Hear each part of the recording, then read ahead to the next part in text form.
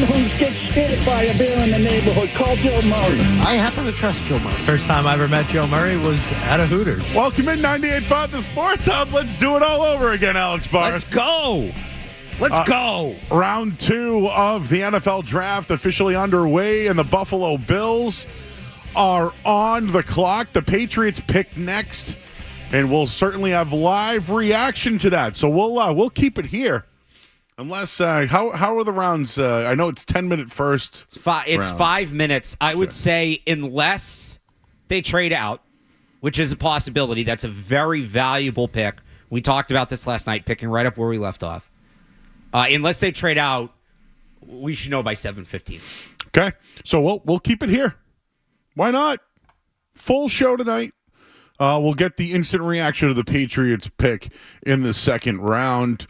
Drake Maye spoke to the media today. We'll react to some of Bill Belichick's comments last night from the draft and the draft in general here. But wide receiver seems to be the consensus by most people. There will be tackles later in the board here. Yep. I still think Cooper DeJean is probably the best player available. So those would be my 3. I'm fine with any of those 3 at this point right now, but I think I lean wide receiver. So I think A.D. Mitchell's the best football player available. But there's been some reporting leading up to the draft. There was some reporting that he has a medical issue. He has diabetes, and that leads to mood swings, and it leads to a lack in focus and things like that. And just the fact some of these receivers went ahead of him, Ricky Pearsall, Xavier Legette. So sometimes with the draft, Joe, there's a player I like, and he falls to the Patriots, right? But sometimes the guy keeps falling and falling and falling. This was Darnell Washington last year from Georgia, the tight end. Turned out he had a knee injury none of us knew about. If you remember a couple years ago, the linebacker from Georgia, Nakobe Dean, yep, was supposed to be a first-round pick, went in the 4th. Nobody knew why, and then it gets reported after he was drafted he had a shoulder issue. A.D. Mitchell is kind of in that territory where, would I like the Patriots to pick him? Yes, but also I wonder if somebody knows something I don't, and that's why he's falling. And if he's a big risk, I don't mind them passing. And if they do that, I think we're looking at Keon Coleman from Florida State, and I think we're looking at Troy Franklin from Oregon as the 2 most likely picks. I'm with you. I think they go receiver. Kingsley Suamataia. Somebody told me how to pronounce it earlier, and I already forgot. Suamatiada, maybe. He's the tackle I would take here. I'll help you with that one in a little bit. All right. I had it and I lost it. Okay. And like you said, Cooper DeJean's a great player.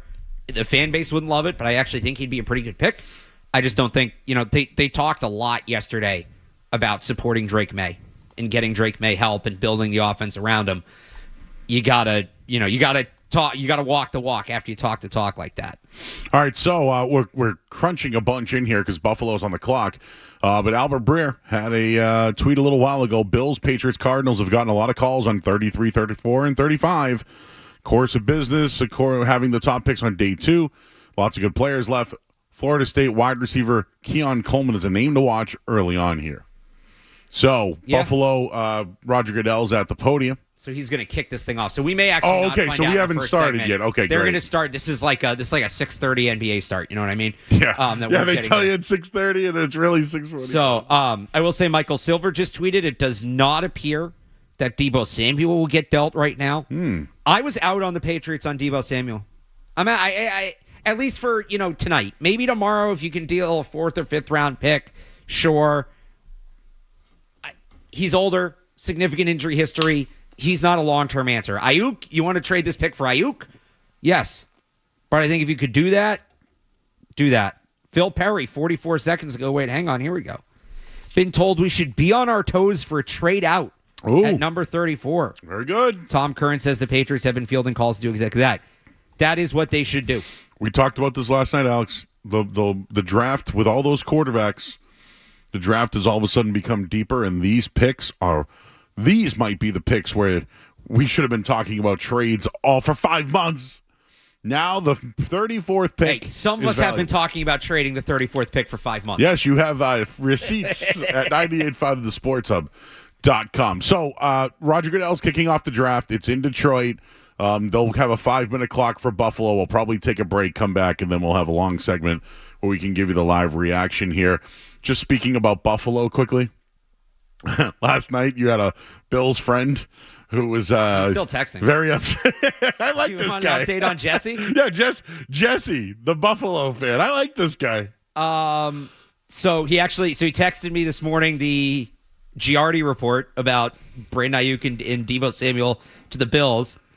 And he just texted me. He goes, do you believe this? And I said, I might. He goes, what's their contract? And I said, a lot. He goes, no clue how the Bills plan to make it work then, but whatever. And then I said, can they afford him? Cap-wise, they need 5 restructures before the deal goes through. And then a shrug emoji. So he's feeling great about his team. I can see if he'll call in tonight. Why not? I'm trying to get him to call in tonight. Friday night. Full show here. They're bringing out the 03 Michigan national football team now. No, it's not 03. It's this past year. I'm sorry, They're what did I say? 20. This, yeah, 23. The 23. Sorry. Did they win? I'm trying to think now. When was the last time Michigan won before? I think it was the 90s, right? Well, yeah, Brady. I think it was Brady, right? Well, he won the Rose Bowl. Right, but there was no national championship right. game, right? They were named national champions. That's right. All right, hey, we can take phone calls tonight. 617-779-0985. Now, can Buffalo trade back again? Does that work in the fan base's interest?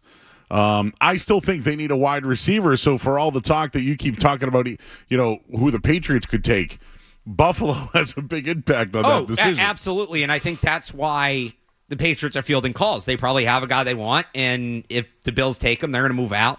Like Eisen clapping for Michigan. Like this is his Super Bowl right here.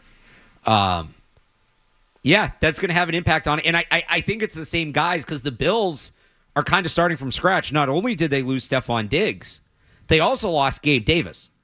Oh, yeah. So it's not we need a guy to complement this guy. It's just we need a guy. So that could be Coleman. That could be Troy Franklin. Maybe they're in on A.D. Mitchell. Maybe they're not as worried about the health stuff. I think Ladd McConkey should be talked about in this range as well. I think those are the guys we're looking at here. He can play. He's a Josh Allen type. Like Gabe Davis was a bigger receiver. I don't love Ladd McConkey with Josh Allen, but I'm not going to trust the Bills to make the right decision. I know there's some questions with Ladd McConkey, too, when it comes to health. He had that back injury, that ankle injury this year. I think teams are maybe a little wary of that. But those are the guys. You want to throw Roman Wilson in? I think Ladd McConkey is a better version of Roman Wilson. So I think he goes before Wilson does. But if you want to throw Roman Wilson in up here, I'd say in the next 15 picks, just about every guy I named goes. They have Curtis Samuel that they got from Washington and Khalil Shakir, 5th-round pick, who they like. They like, but those are gadget guys. Those aren't, guys that you're going to send out there in your base 11 personnel. So. And obviously they had a big hit last year in Dalton Kincaid, and they'll still have Dawson Knox. I think they're going to trade back. I don't know what it is. I'm seeing more people talk about a trade back now. Just that they have so many holes. They've drafted so well. It's like if they keep getting assets and they have a guy identified, they can just go and get him. But a lot of this does impact the New England Patriots here. And last night we discussed this, but how many wide receivers came off the board? 7, right? 7. How many offensive tackles came off the board? It was 8. 7 or 8. So, and I'll give Jim Wells some credit for this because late night he was locked in all night. By the way, he's great. Because we had almost a relief, Like here we go. Oh, we got a pick. Pick is in. But Jim mentioned that if the Patriots do select a player, they're going to get the 8th, potentially the 7th best available. So, Alex, we don't need to play it over the air. Who's Buffalo taking? Keon Coleman. Whoa, they trumped the Pats. I'm okay with that. Ask me my comp for Keon Coleman. Alex Barth, what's your comp on Keon Coleman? Aaron Dobson. Ooh. A lot of people going to N'Keal Harry because he's a bigger guy. You know who I got? Who? Kelvin Benjamin. Yeah. He's got more explosiveness than Benjamin. Like he Did can he go to Florida jump. State too? Benjamin was a Florida State or Clemson. He's an ACC guy. I was getting him and Sammy Watkins mixed up. Keon Coleman off the board, everybody. Had him mocked to the Bills, by the way. I did. Florida State, Kelvin Benjamin. big jumper. Like, he's got all these highlight catches, but there's nothing in between that. So I don't think he's like a consistent receiver. He's a really good get for the Bills because the quarterback doesn't need to be accurate. He's just going to go up and get the football. So that one makes sense. What do you think we should do here? Should we go to break and have it live?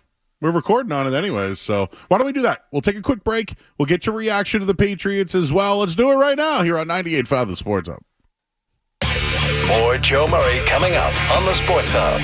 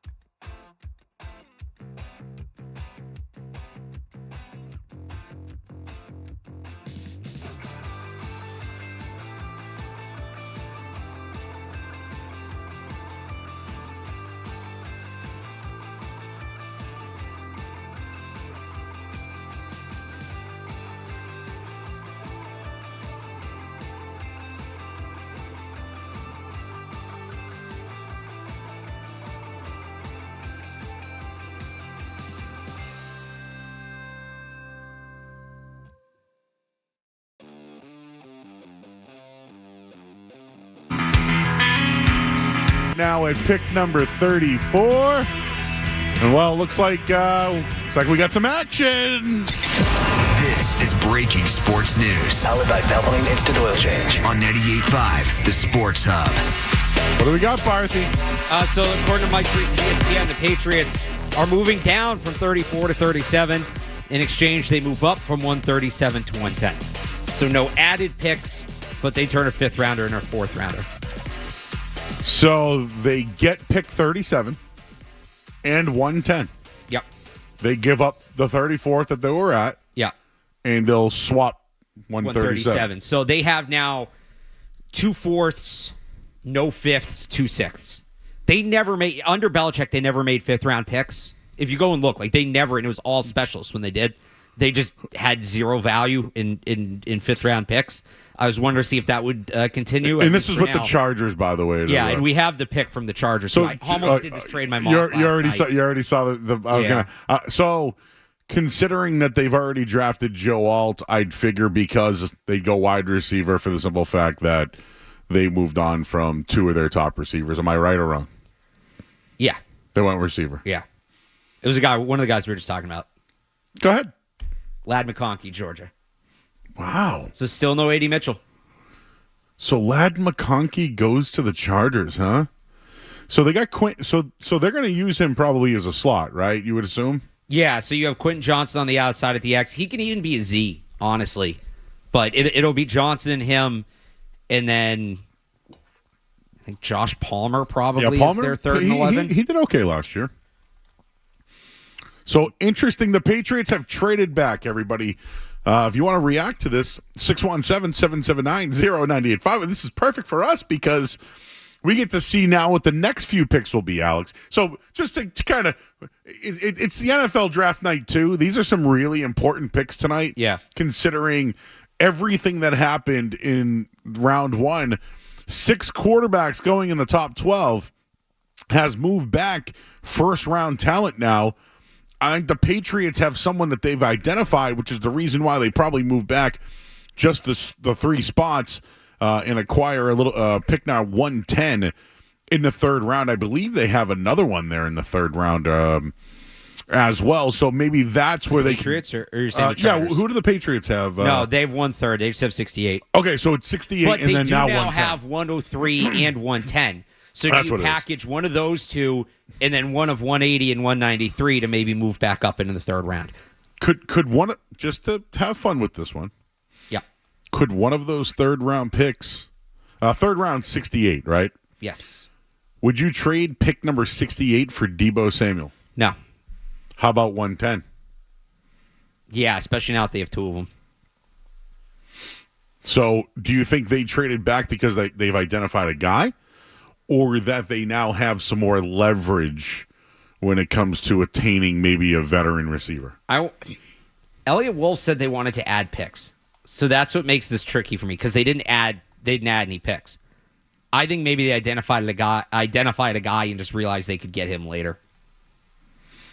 All right. Well, the Chargers select Lad McConkey, 5'11", about what, 185? We're looking at him right now. Yep.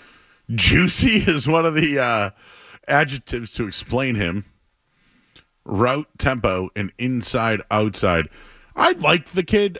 I don't know if I felt him to be top of the second round after last night. You got something, Skaz? Yeah, I'm no draft expert, but what does juicy mean? I don't think I've ever seen that before. I'm a draft expert. I have no idea. So when I said it, no one picked up on it, and then you put your headset on and went, "Wait, what is juicy?" I thought you were going to read. Does I thought Zach, you were our going to go intern, know what Belgram's that? big board. Ask Zach, our intern, if he knows what juicy means. He's answering a call, but I'll ask him. I wonder if you know how there's like kids say bussin' now, like when they like food. You know what does juicy mean? I'm not a kid. I just turned 30. I don't know. I'm not give- allowed to know. So stuff Barth, anymore. just get. I mean, we watched Zach the said sweet pick is what it said. sweet pick. Okay. Oh wait, who called it that? I thought that was like you were saying that was in his scouting report. It It was. was. It was on the TV. Oh, the yeah. TV. I thought it was NFL.com. Yeah, I guess. He's juicy. So we watched the kid in college. He's got He that is juice. a good player. Can do a lot of things. Who would be a comp It's not Cooper Kupp. I'm trying to give like some sort of inside 5'11" receiver. Well, so the funny thing, and this is Jim Loud's favorite stat when it comes to Ladd McConkey, height, weight, combine testing numbers, almost identical across the board to Garrett Wilson. So I read this because I you know how like sometimes this year when they show people's 40-yard dashes, they match them up now? Yeah. I actually saw Garrett Wilson's to McConkey's. Is McConkey? Yeah, McConkey. McConkey, okay. Yeah, Noel. McConkey goes to the Chargers, but yeah, I've seen that. Garrett Wilson? You think he can be that type of I'm not NFL saying that's pro? the comp, but a lot of people have pointed to that he's that shifty. He's not as small as people think he is. I don't think he's Garrett Wilson. Is he budget Garrett Wilson? Yeah, I think you can make an argument for that. Okay, Alex, I'll ask you this question again because we brought it up earlier as the Atlanta Falcons are on the clock, who they look a little tight in there today. Do you still go wide receiver moving back? Let me see who goes with these next couple of picks, but I think I'm still going wide receiver. Well, here's the Falcons, so they're probably taking Spencer Rattler, right? Adding quarterbacks. Or a kicker. The Falcons, okay, so they traded back further. So the Falcons traded up. This was 35 and 186 for 43 and a third. So the Patriots could have moved back further and gotten a top 100 pick. I don't think they want to move back that far. That tells me they have a player in mind. Falcons are taking a defensive tackle, Ruke or Horo from Clemson. Yep. So Jerry Newton from Illinois, who a lot of people think was a first-round pick, is still on the board. Mike Reese did tweet earlier that, keep defensive players in mind. Newton would be interesting. That would not, to me, be a great sign for Christian Barmore. And who's actually trying to renegotiate his deal right now, right? Or talking about an extension? Right. So Atlanta, just while we're waiting to find out, they traded up with who again? And I'm sorry, I know it's hard to keep up with all this. So the Cardinals were on the clock. They traded up with them. Cardinals, interesting enough, already got probably the best player in college football at Marvin Harrison Jr. They are probably looking defense, but know that a run of offensive players is now going off the board. So it's Atlanta, then Washington, then the Patriots. So if we're looking at that, Atlanta's, do you think they're going to go defense? I do. Considering who they, Well, no, the pick's in on the Falcons. Do you know? Do we have it? Okoroho, the defense tackle from Clemson. Well, so they went defense then. Yeah. Okay. Yeah, from Clemson. I know you mentioned that to me. All right, so they're going defense. That's good. That's a good pick for them. Yeah. Because they needed to go defense. I thought they would have went defense yesterday. So he's in. Now Washington's on the board.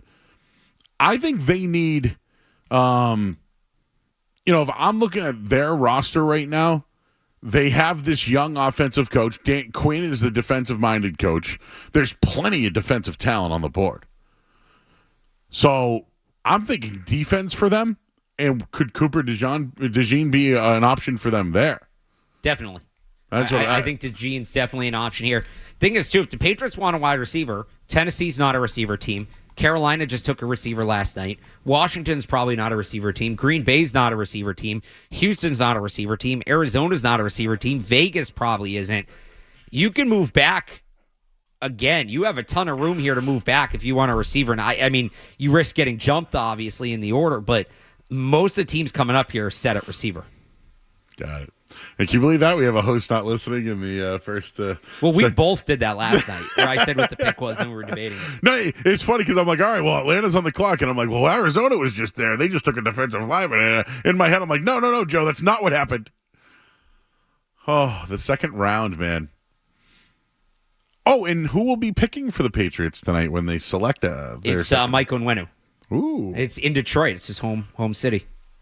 It would be fitting if Onwenu selected another tackle. That'd be cool. That would be fitting.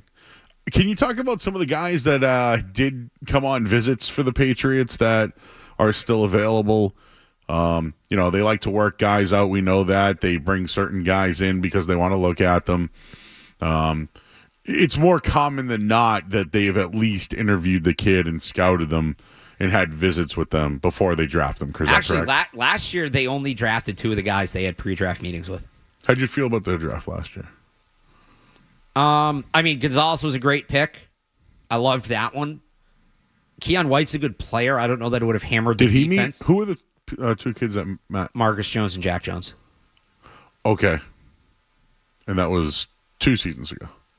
No, that was last year. 2, yeah. It was. No, what was I think last year they may have only met with 1 guy then. But that's so that they've gone away from that. They don't. Yeah, they generally don't. Now that was Bill. That was a different. Obviously, like game plan for the draft. All right. Well, we got the phone lines open. What do you think the Pats are going to do? Phone number here is 617-779-0985. Why don't we take a call? Because I know we want to match up with the Pats when they make their call. So let's talk to Damien in Lexington. Hey, Damien. Hey, you can hear me? I can hear you, bro. Yeah, if I'm being honest, I think we got to go with a tackle right now. I mean, we have a good wide receiver room with Demario Douglas already, KJ Osborne we just got, especially if we traded down, especially after we just saw Buffalo take a receiver. Why would we go receiver here? We need to take a left tackle. I like Kingsley Samatea from BYU, 6'6" offensive tackle. I think he's going to be the guy.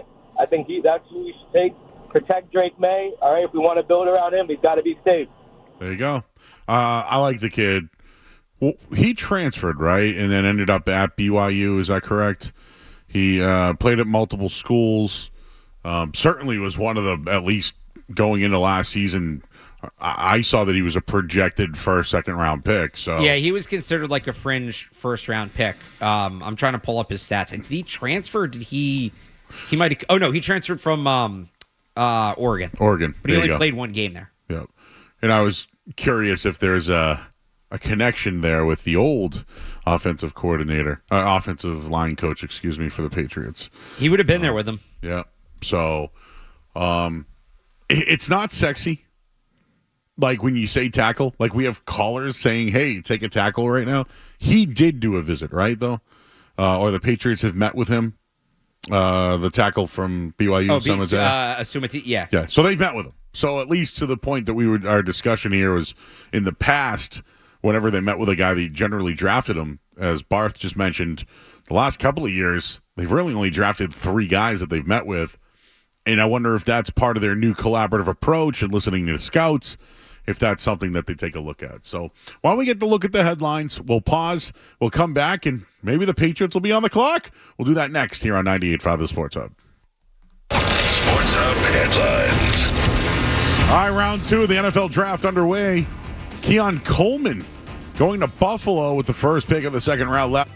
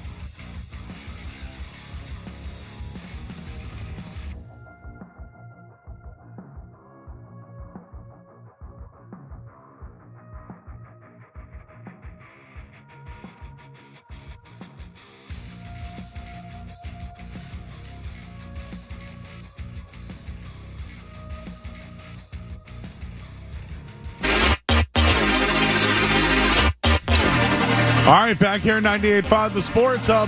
The Patriots are on the clock, and Michael and Wayno will announce the Patriots' second-round pick. Detroit.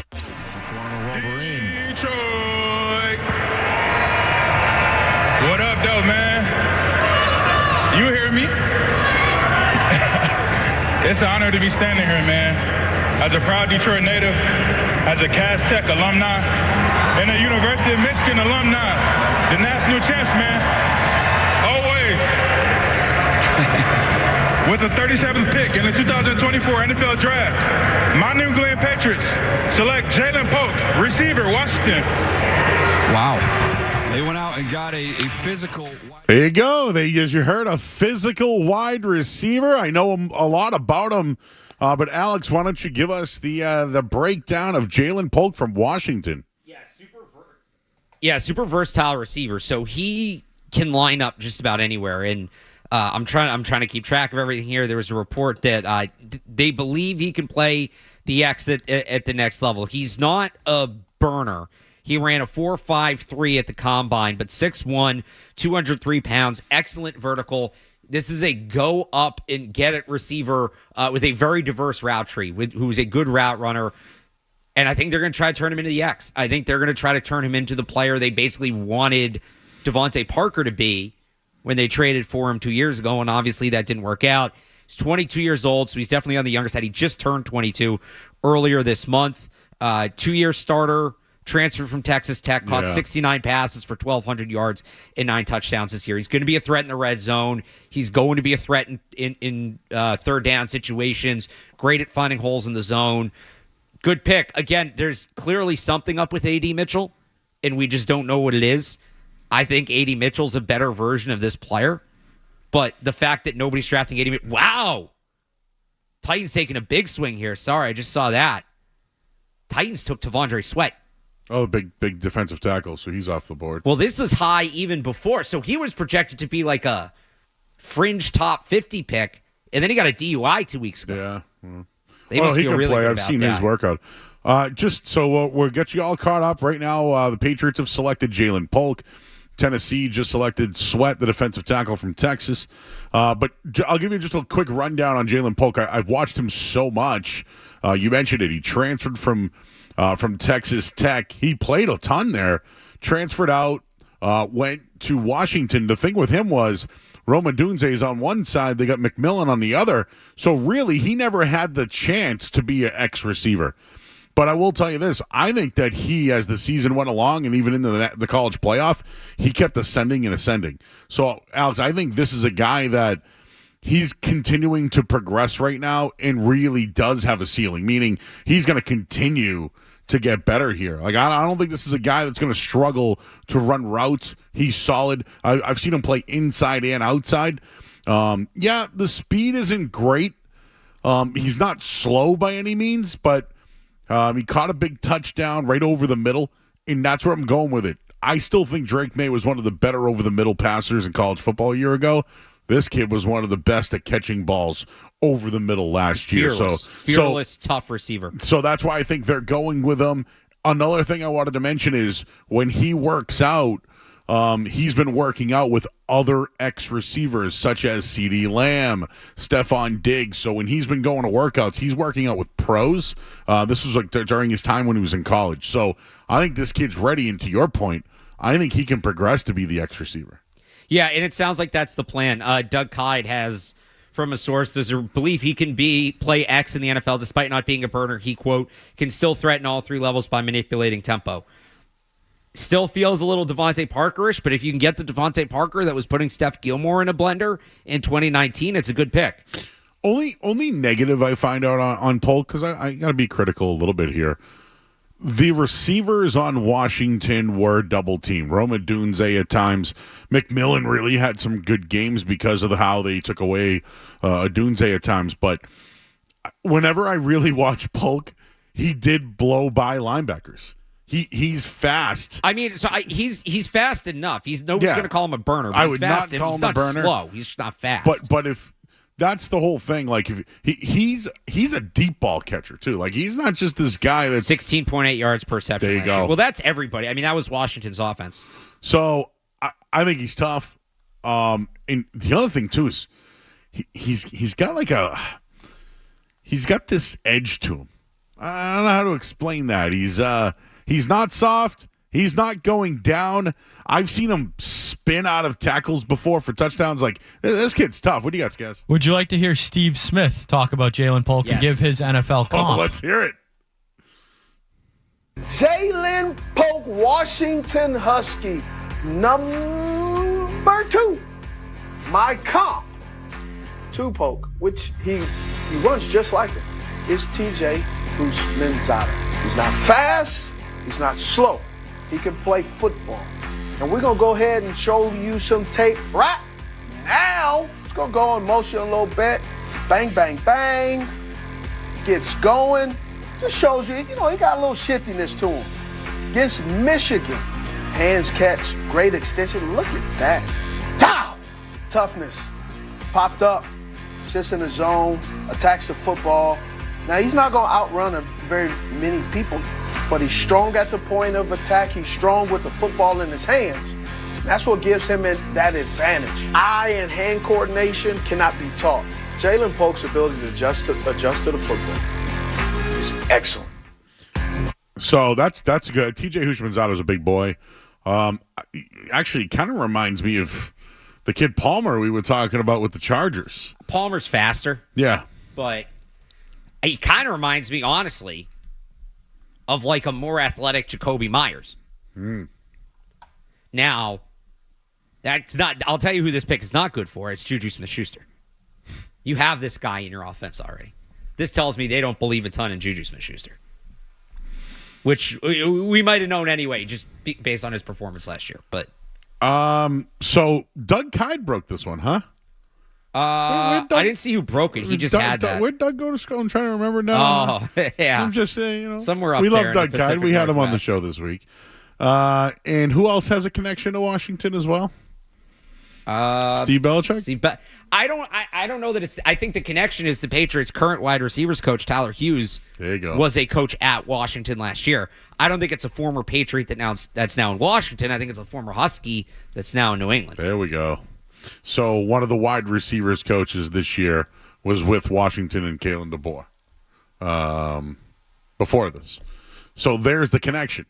There's also a Miami connection with Highsmith. I know I asked you about this last night as well. So is this a connection pick? Or do they think that this guy – I agree. I think that he is progressing. Route running, I think, is going to be something he'll have to do. And the one thing – again, I'm being critical because we have to be. He played with first-round talent receivers. And he was open a lot because he just knew how to get open over the middle and find those one-on-one situations. But I think he was more of an inside guy than anything last year. I can't remember how many plays he made out of the slot. I can tell you. They moved him around. You got to give me a second to find it, but I can find it. No worries. But it does sound like he's going to play the X here. So, again, people are going to be critical of Jaylen Polk because he's 4'5". You watch him. He's not fast off the line. He is, to me, I think he's a fast player. You might see the speed in different ways, whether it's running over the middle. He caught a ball, if you remember, and Steve Smith just mentioned it. I can't remember if it was the college playoff or the national championship, but right off the line, Penix had to get it out quick, and it went off his hands. He bobbled it, but scored the touchdown still. He is a hands receiver, and that's one thing I like about this guy is for a big dude, he doesn't rely on his body type. So Polk last year, 317 snaps out wide, 222 in the slot. So pretty balanced. Wow. And you're right, Smith-Schuster was that guy, right, in his career? Yeah. Probably not going to be the guy on this team. So your thoughts on Jaylen Polk? Wide receiver from Washington. We'll have more of a breakdown coming up here on the other side. We still have our eyes on round 2 of the NFL draft. The Patriots have a 3rd-round pick and 4th-round picks. Who knows if they use some of those to move up, and we'll see maybe who they missed out on after selecting Jaylen Polk. We'll do all that coming up next. I'm Joe Murray. Alex Bars here on 98.5 The Sports Hub. You're listening to Joe. You're listening to Joe.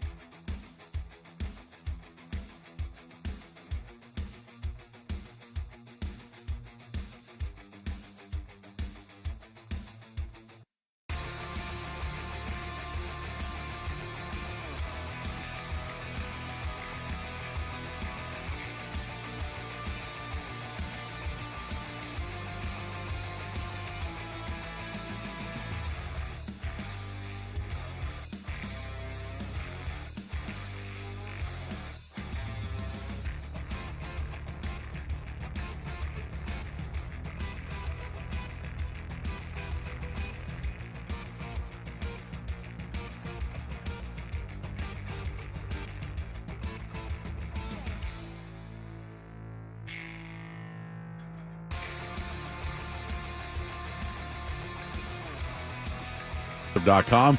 The Patriots have selected Jaylen Polk, wide receiver from Washington. You probably saw a lot of him on national television this year. Played in the college football playoff as well, and seen at times as the number 3 receiver on that team. But I think he progressed, and there's some ties. Obviously, the Patriots wide receivers coach was at Washington. I was mentioning that maybe there's a Dunze and Jalen and McMillan that they had on their team. So I look at it as he might have been a little bit of a product of the system, but also didn't get enough touches to the point where if you could see if he was a true X. Now, Alex looked it up. He's very versatile. And when I tell you he played the outside a lot more inside, I thought he was more of a slot inside guy. Looking at those numbers, he had a ton of production last year. Just looking back at it. But to break down a few more things when it comes to Jaylen Polk, I just read this a little while ago from Field Yates. Mentioned that spent 1 year at Texas Tech, came from the same high school as Dez Bryant. The guy is tough. He makes so many contested catches, so many catches that aren't necessarily the highlight reel type, but are in tight areas or when he's posting up in a perimeter corner. Doing things outside of his frame so consistently, making things difficult and effortless. I agree with that. I don't think he's fast at all, but he makes it look effortless. He looks fast. I think the run-after-catch skill is fine. I get it. He had a 4.5, 240, says Field Yates. He's not going to blow you away in that regard, but if you're looking for a guy who's consistently making the things look difficult and look easy, it's Jaylen Polk. He had a wonderful game against Michigan State in which he was making catches like he was part of the Circus Soleil. Was great at the pro day. Love seeing the energy he brought to the table. I'm in on Jaylen Polk. I think he deserves to go somewhere in the second round. He dropped it in. I like that. Did and the Eagles are on the board. Did they take Cooper DeJean? They did. They had to. I know our buddy Stenberg. Matt Stenberg's here tonight. Big Eagles fan. Is he wearing an Eagles hat or is he wearing no Eagles? He's got his minor league. Yes, Eagles hat? of course. But that you mentioned this earlier, Skaz, because I said they got to take him because they are struggling at corner.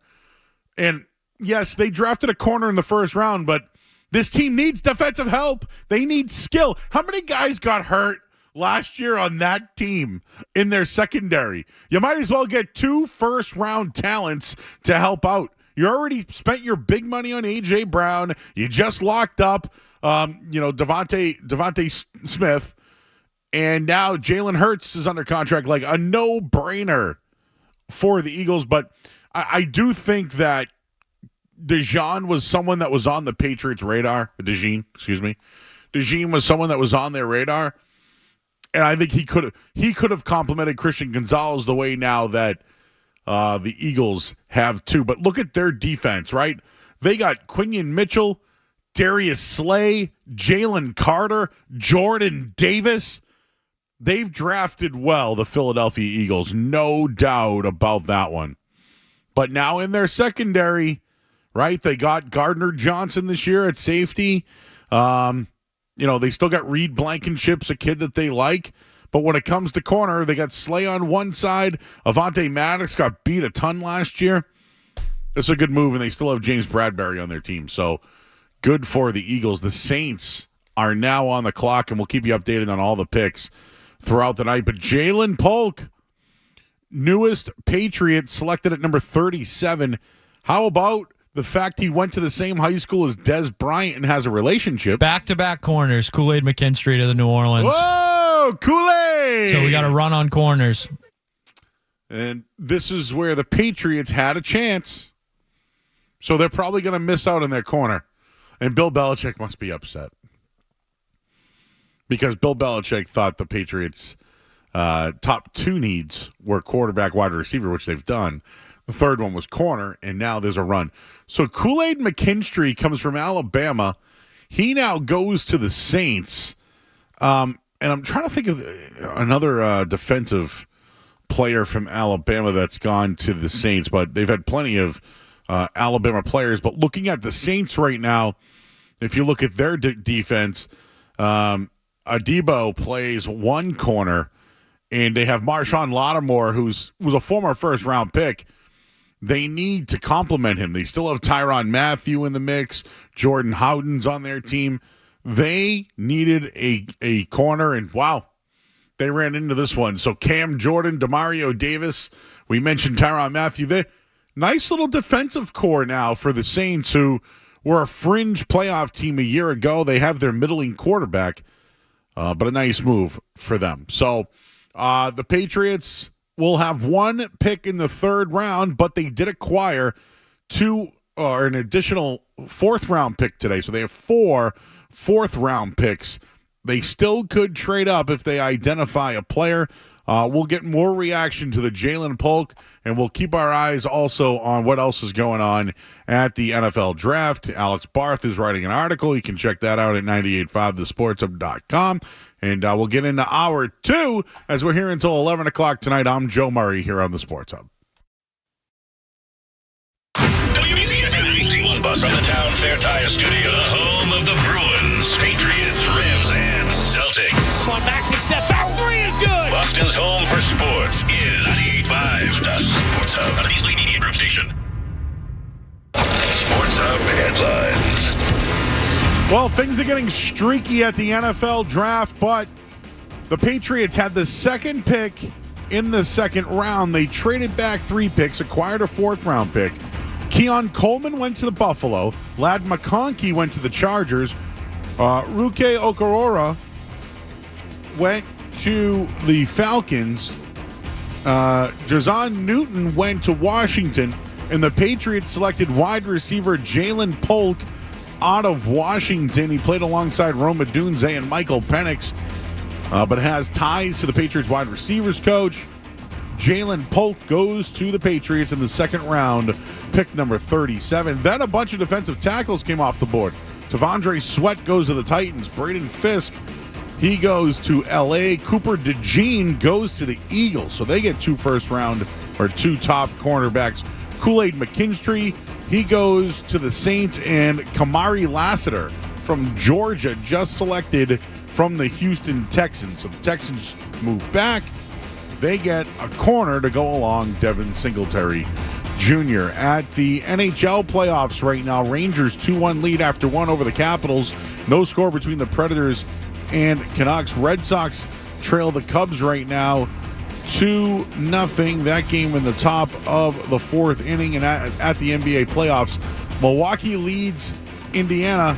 Tie game right now at 106, 3:30 to go in that one. Headlines, they are brought to you by Eastern Massachusetts leader in drain cleaning and pipelining. Drains by James. Slow drain, clog drain. You need to contact Drains by James today at drainsbyjames.com. I'm Joe Murray. Your next update is in 30 minutes. This is Charlie McAvoy. High slot, McAvoy. Hook it. We score!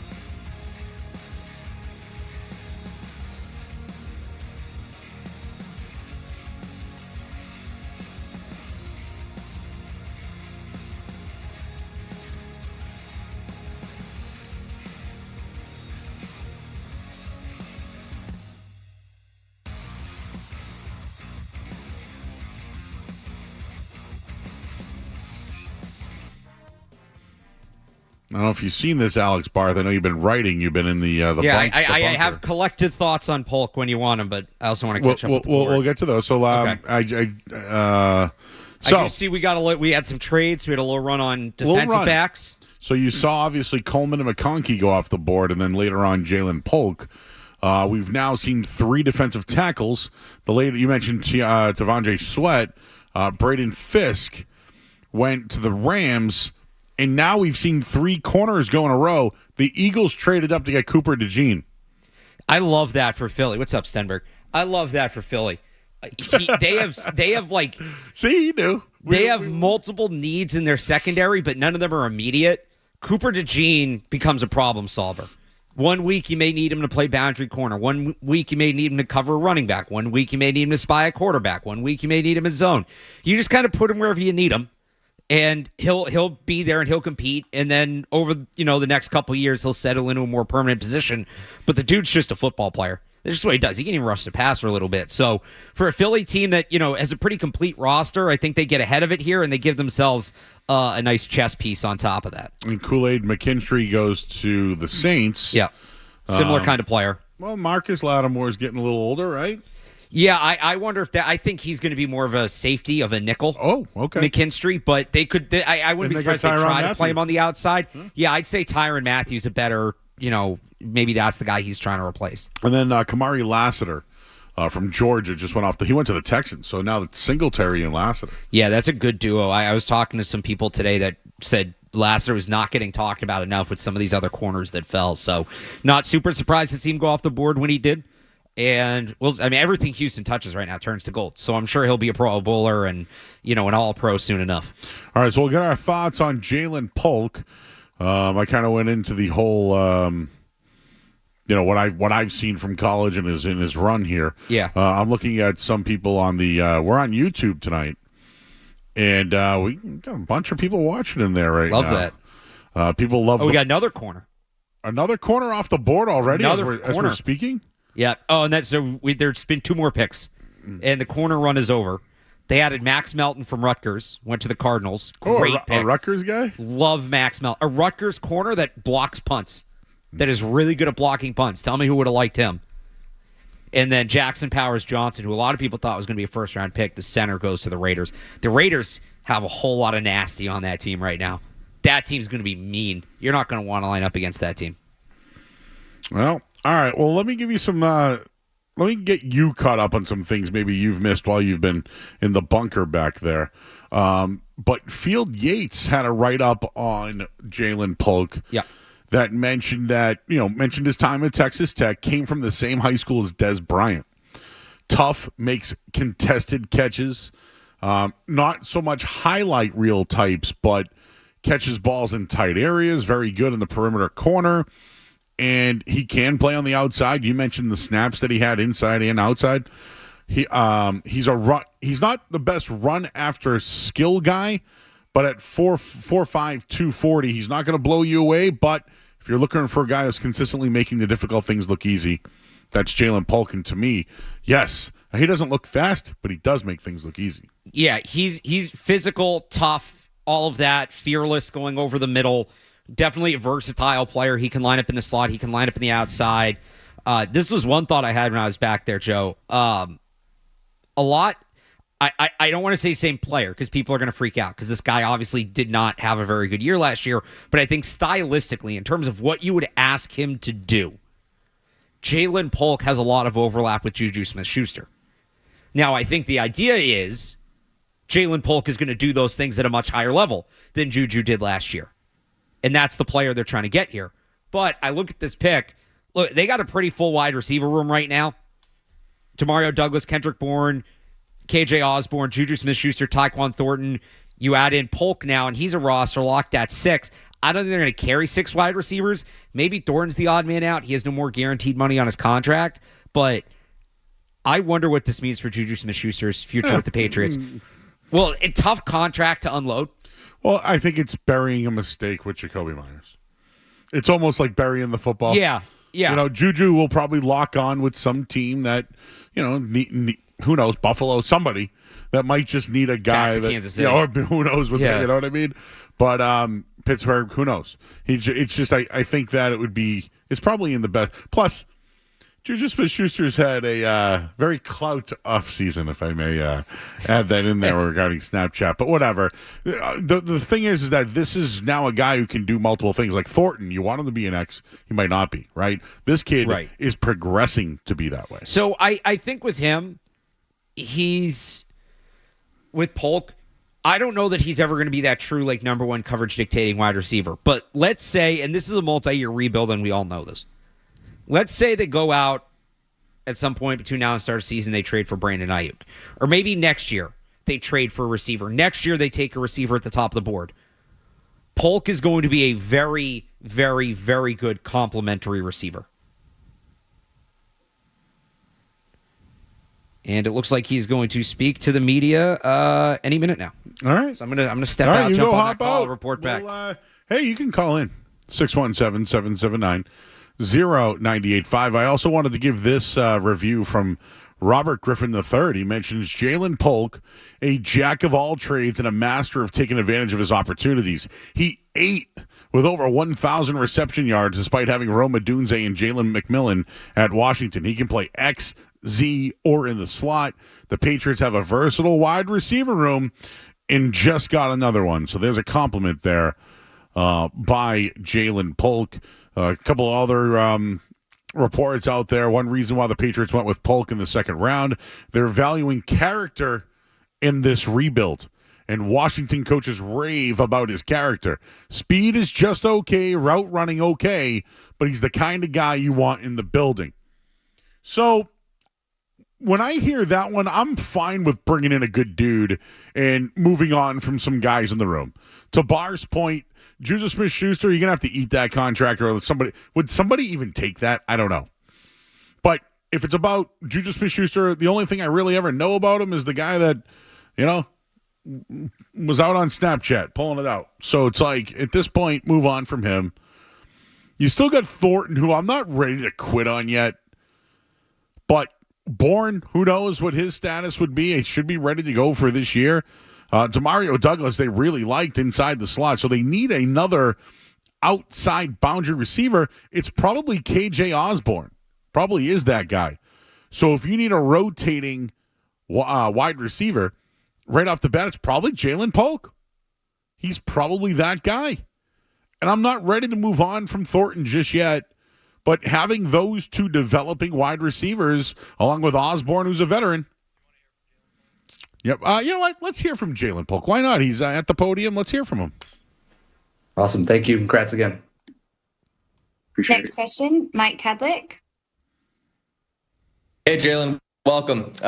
Excited to get you up here. So obviously, second round pick for the Patriots, drafted after quarterback Drake Maye. What do you know about Drake? Do you guys have any connection, and what are you looking forward to kind of building this next rookie class with him? Yeah, man. So the guy's electric. He goes out there and he's able to make plays for his team and be a captain. Which tells me there's something going on with AD. Is everything good? Go ahead. Okay, yeah. Great guy, man. Awesome player, man. And, I have had an opportunity throughout this process to, see a lot of his plays that he's been able to put up for his team. And, I'm excited to be able to get to work with him. Next question, Mike Reese. Hey, Jaylen, do you just have a Patriots cap just hanging around your house there? How'd that work out? Hey, man. Hey, I had all of them ready.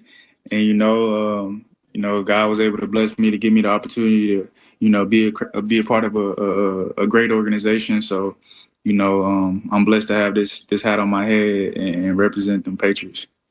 That wasn't really my first question, but it just struck me that you had it on your head. That's great. Coach Hughes is here in New England. He was on Washington's staff last year. I'm wondering how much that connection, how much do you think that connection is a part of you being here, and what do you remember about sort of being with him? Yeah, man.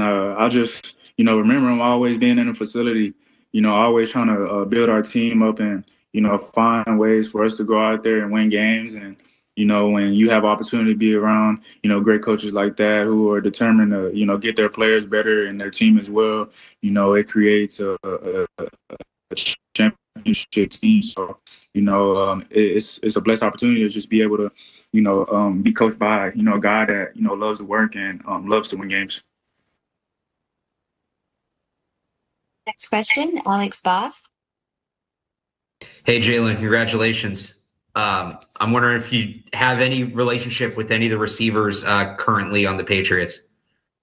Yeah, so, when I first got to Washington, Junior Adams was our receiver coach, and we had the opportunity to pop in with a Zoom meeting with Kendrick Bourne, and he came in there and gave us some advice and, just, how to work hard and continue just to build on your craft and get better each and every day. So, I can't wait to, go out there with him, Juju, and those other guys to, pick and pick at their game and, see the success that they've been able to have. So, we can go out there and have success all together. So, I'm super excited and ready to go out there and make plays with those guys.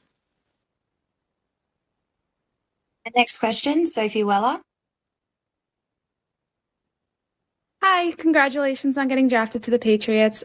I was just kind of curious a little bit about who's with you tonight and what that moment was like when you got the call from the Patriots. If you can kind of take us through everything that happened. Yeah, so, I'm out here in Houston, Texas with my family. Had a little draft party and, invited friends and family over. And, it's awesome, just having a great energy going around.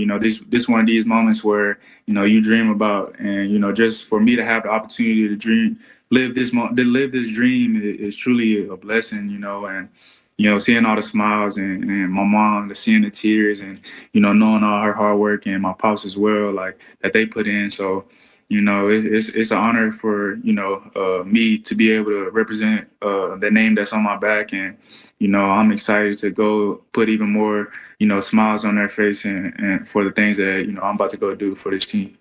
Thank you and congratulations again. Appreciate it. So 2 final questions here, starting with Doug Kyde.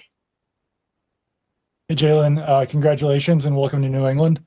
Can you take us through your experience playing the different receiving roles in an offense, the X, the Z, the slot, all those different kinds?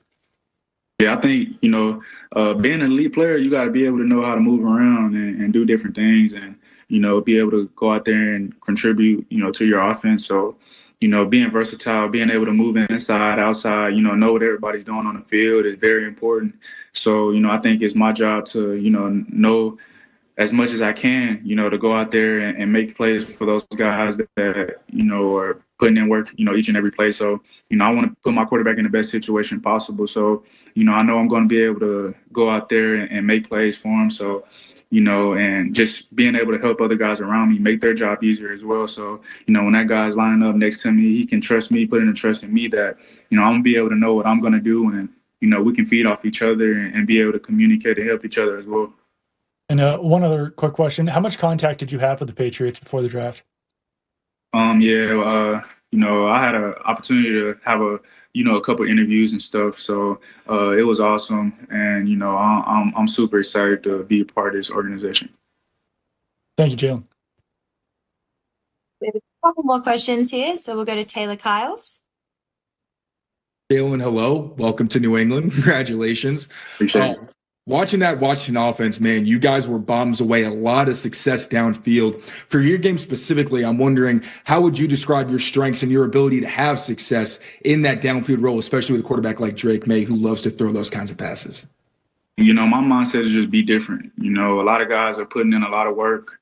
So in order to separate yourself, you got to find a way that, you can be different within yourself. So, challenging myself, finding my weaknesses, the things that I need to work on to be able to excel my game and, separate myself from the best. So, just continuously have that, high standard mindset of, wanting to be better each and every day and pushing the guys around me as well, being a leader. So, I think, what I bring to the table and feeding off the other guys as well is what's going to make us true to our game and capable of the things that we're going to be able to do outside on the field. And to that point, is there a specific area of your game that you would say you're actively trying to work on? I'm always trying to find a way to get better, just, having more energy in my routes, being more efficient coming out of my breaks. So, that's something that, I had the opportunity to work on, with my trainer, Delfonte, these past couple weeks, leading up to this process and, being more explosive, being able to break off those tackles, make that extra guy miss, utilizing my body and my strengths, knowing that, I'm a physical receiver, stiff arming a guy and making that guy miss. So, I'm excited to be able to, show the world, what I can do again and go help this team win games. Awesome. Thank you so much. Congratulations again. Next question, Nick Giovanni. Hey, Jaylen, congratulations and welcome. Just hoping you kind of like who would you compare your game to from modern day players in the league? Who'd you look up to? Who'd you model your game after? And for those who don't know your playing style, just how would you describe it? Yeah, man, I watch guys like Andre Johnson, Keenan Allen, and Keenan Allen, one of those guys who made a major factor of who I watch on film. So his ability just to make guys miss and go up and keep his balance and go get those extra yards and having that certain dog mentality of going to lead his team. So and his releases are pretty good. So watching his releases, the things that he does in order for him to be able to create separation is elite. So I always try to find an opportunity to watch guys that are elite at what they do. So it's because it's a reason why they're doing what they're doing. Thank you. Appreciate it. All the questions that we have for today. So thank you so much for joining us. We're all looking forward to meeting you. And from all of the New England media, we appreciate you getting on a call tonight and congratulations again. Appreciate y'all. Thank you. All right, that was wide receiver Jaylen Polk, the Patriots' second-round selection at number 37. He played at Washington with Michael Penix, Rome Odunze, and Jalen McMillan. And we'll have more on the Patriots, and we'll tell you who else was drafted in the second round. We'll take a quick break. We're looking at round 2 of the NFL Draft tonight here until 11 o'clock. I'm Joe Murray on the Sports Hub. More Joe Murray coming up on the Sports Hub.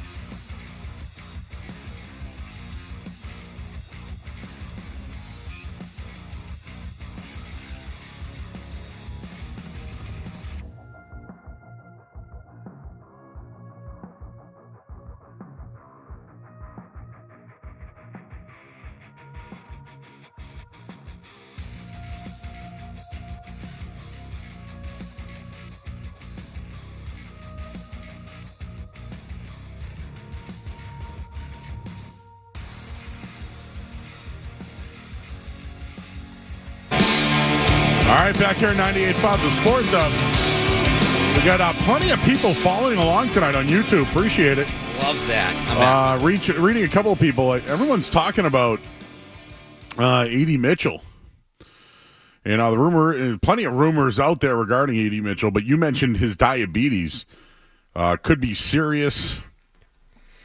Did he disclose? How does that work? Does he disclose this to teams? There's been other players who've had diabetes and can play in the league. So I know Andrews it's a serious condition. Is a big example. I think the thing is, this is what I heard. I don't know for sure, but there's some questions about how he manages it, and it impacts his focus on a day-to-day basis. And I think that's what teams I get it. Like what you eat, and I understand that. As heartless as it sounds, and I hate this part of the draft. The draft, it's business. These are business decisions. These are not purely football decisions. These are business decisions. These kids are investments. Yep. So they're looking at it, and if this guy has these issues, do they want to invest in him? Oh, I just saw myself on YouTube. I got to sit up more or something. This looks ridiculous. Yeah, we gotta get you a booster seat. Have I been like that all night? Well, no, but you know what's funny is we don't know what's going on with the camera here, but the on-running joke now is we have a caller chair, and we were thinking about getting a mannequin. And love that. So love a couple of the names were like Bird, get Bird's face, or we could put Wally the Green Monster in there. So I don't. Maybe we'll put Barth in there, right? Uncle Barth, just put Barth's big face on Nobody a big needs to chair. see that. But yeah, so now that I wonder. Well, there's also a musical chairs that happen over there, but just with A.D. Mitchell, clearly. Jaylen Polk mentioned that he had a relationship that you were all over this one. I got to tell you this, Barth, because when he went on, he already had a Patriots hat. They were busting his chops about that. Yeah. And then he goes, do you know anybody on the staff? And then he went on to say the wide receivers coach. And didn't he say he knew someone or Kendrick Bourne? Kendrick Bourne. That was my question. There you go. Yeah. That was you. That was me. We got to get, so you can give me credit. We got to give Matt Dalla some credit too. So he wrote something on 98.5 The Sports. I'm going to share it as soon as I can find it on the website because we have so much content here. Matt broke down by height, weight, combine testing, the prototypical Elliot Wolf receiver. And he had Jaylen Polk on the list. And then he actually took Jaylen Polk in one of his mock drafts. So Matt Dolph was the one all over this one. Don't give me credit. Give Matt Dolph. All right, well, Matt Dolph. You are getting credit here on the night show. All right, so I had to tweet this out. This is good. Last night we were talking about memorable moments at the draft. So this one necessarily isn't at the draft, but this one's on the old Zoom call that you were just on, Alex. Yeah. And they asked Jaylen Polk, what are the Patriots getting in new wide receiver Jaylen Polk? He goes, they're getting a beast. And it's just his face. And it's like... I just had to send it out because it's perfect. So I just threw that in there if you want to check out that over at Joey Murr on Twitter. You want to react to it, 617-779-0985. What else we got, Alex? Anything else for you? So I just put the breaking news thing up. I'm going to work on some stuff here between the breaks. I'm going to share Matt Dolph's thing if you want to learn right about him. Ooh, I'm catching up on the picks here. We just had I've missed out on a few picks. Couple of fun picks. So Jonathan Brooks to the Texans is the first running back off the board. That's a bit of a surprise. Texas, yeah. He's a really good player, but he tore his ACL late last season. But he goes to the Panthers. Last night, remember we were talking about when Carolina, I was like, could they move up and get a running back? They're going to do weird things. In the second round? And a guy coming off torn ACL. Chris Jenkins to the Bengals, son of and it's Chris Jenkins Jr., right? Really... aggressive, nasty, powerful defensive tackle like him. Wow. And then, could that have anything to do with he's more of a D tackle, though, right? I wouldn't say you're talking about Hendricks requesting a trade. No, that's different. This is one of my favorite players in the draft. Local kid. Mike Sainristil goes to the Washington Commanders. Football player. Went to Michigan, was a two-way player in high school at... Where did he play? Why am I blanking on this? I want to say Everett, but I know Everett, that's not it. I think it might have been Everett, yeah. No, that's not it. Sure? I'm saying that's it, but that's not it. Oh, no, it is Everett. Okay. Yep. Went to Everett, was a two-way player at Everett, goes to Michigan as a receiver, plays receiver for 2 years, moves to defensive back, and within a year, he's playing boundary, he's playing slot, he's playing star, he's playing box, he's playing free. He played everywhere in their defense, and everywhere they put him, he made plays. Now, he's a smaller guy at 5'9", 182 pounds. He's a little older. He's entering his age 24 season. I think that's why he fell to day 2. But you talk about a football player. Mike Sainristil, Everett's own football player. Love that pick for the Washington Commanders. Dan Quinn's going to figure out the right way to use him. Dan Quinn's going to maximize him. Also great special teams player.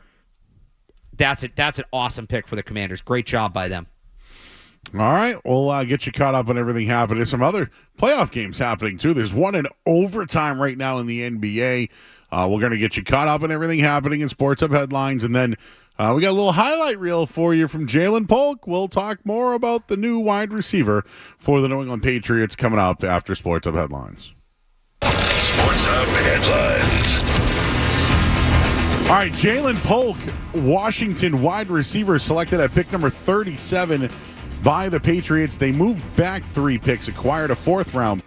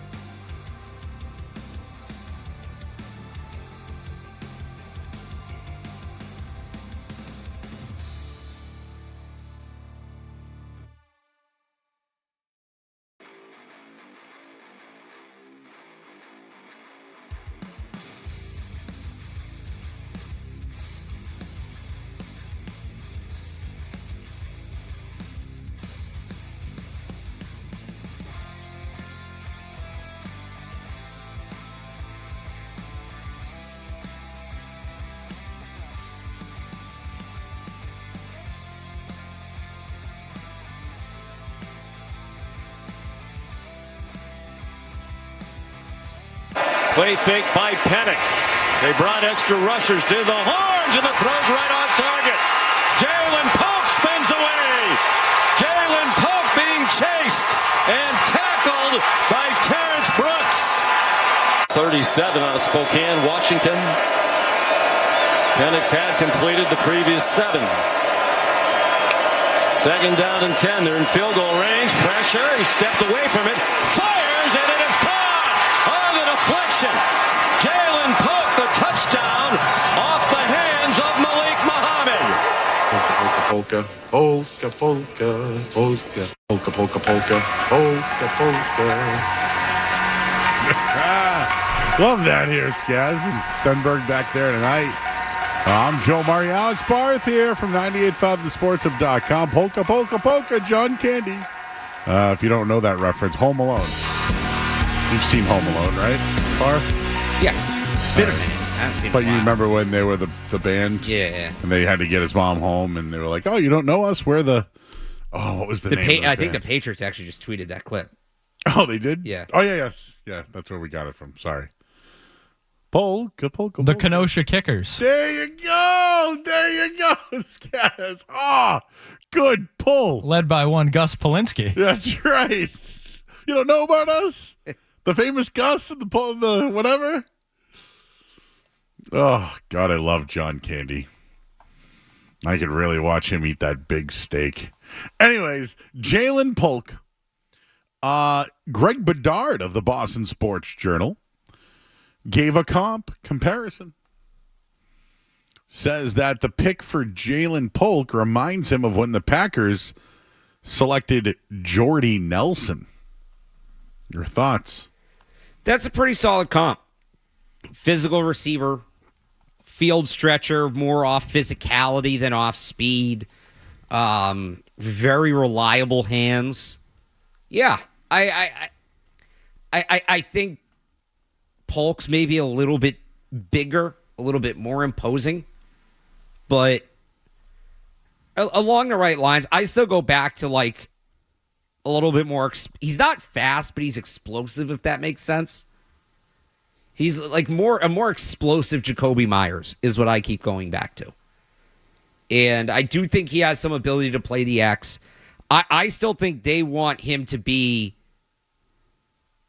if he's going to move, he's going to be the player they wanted Juju Smith to be. If he's going to play at the X, he's going to be the player maybe they wanted Devontae Parker. He's not quite the jump ball receiver Devontae Parker is, but he definitely has that tool in his bag. And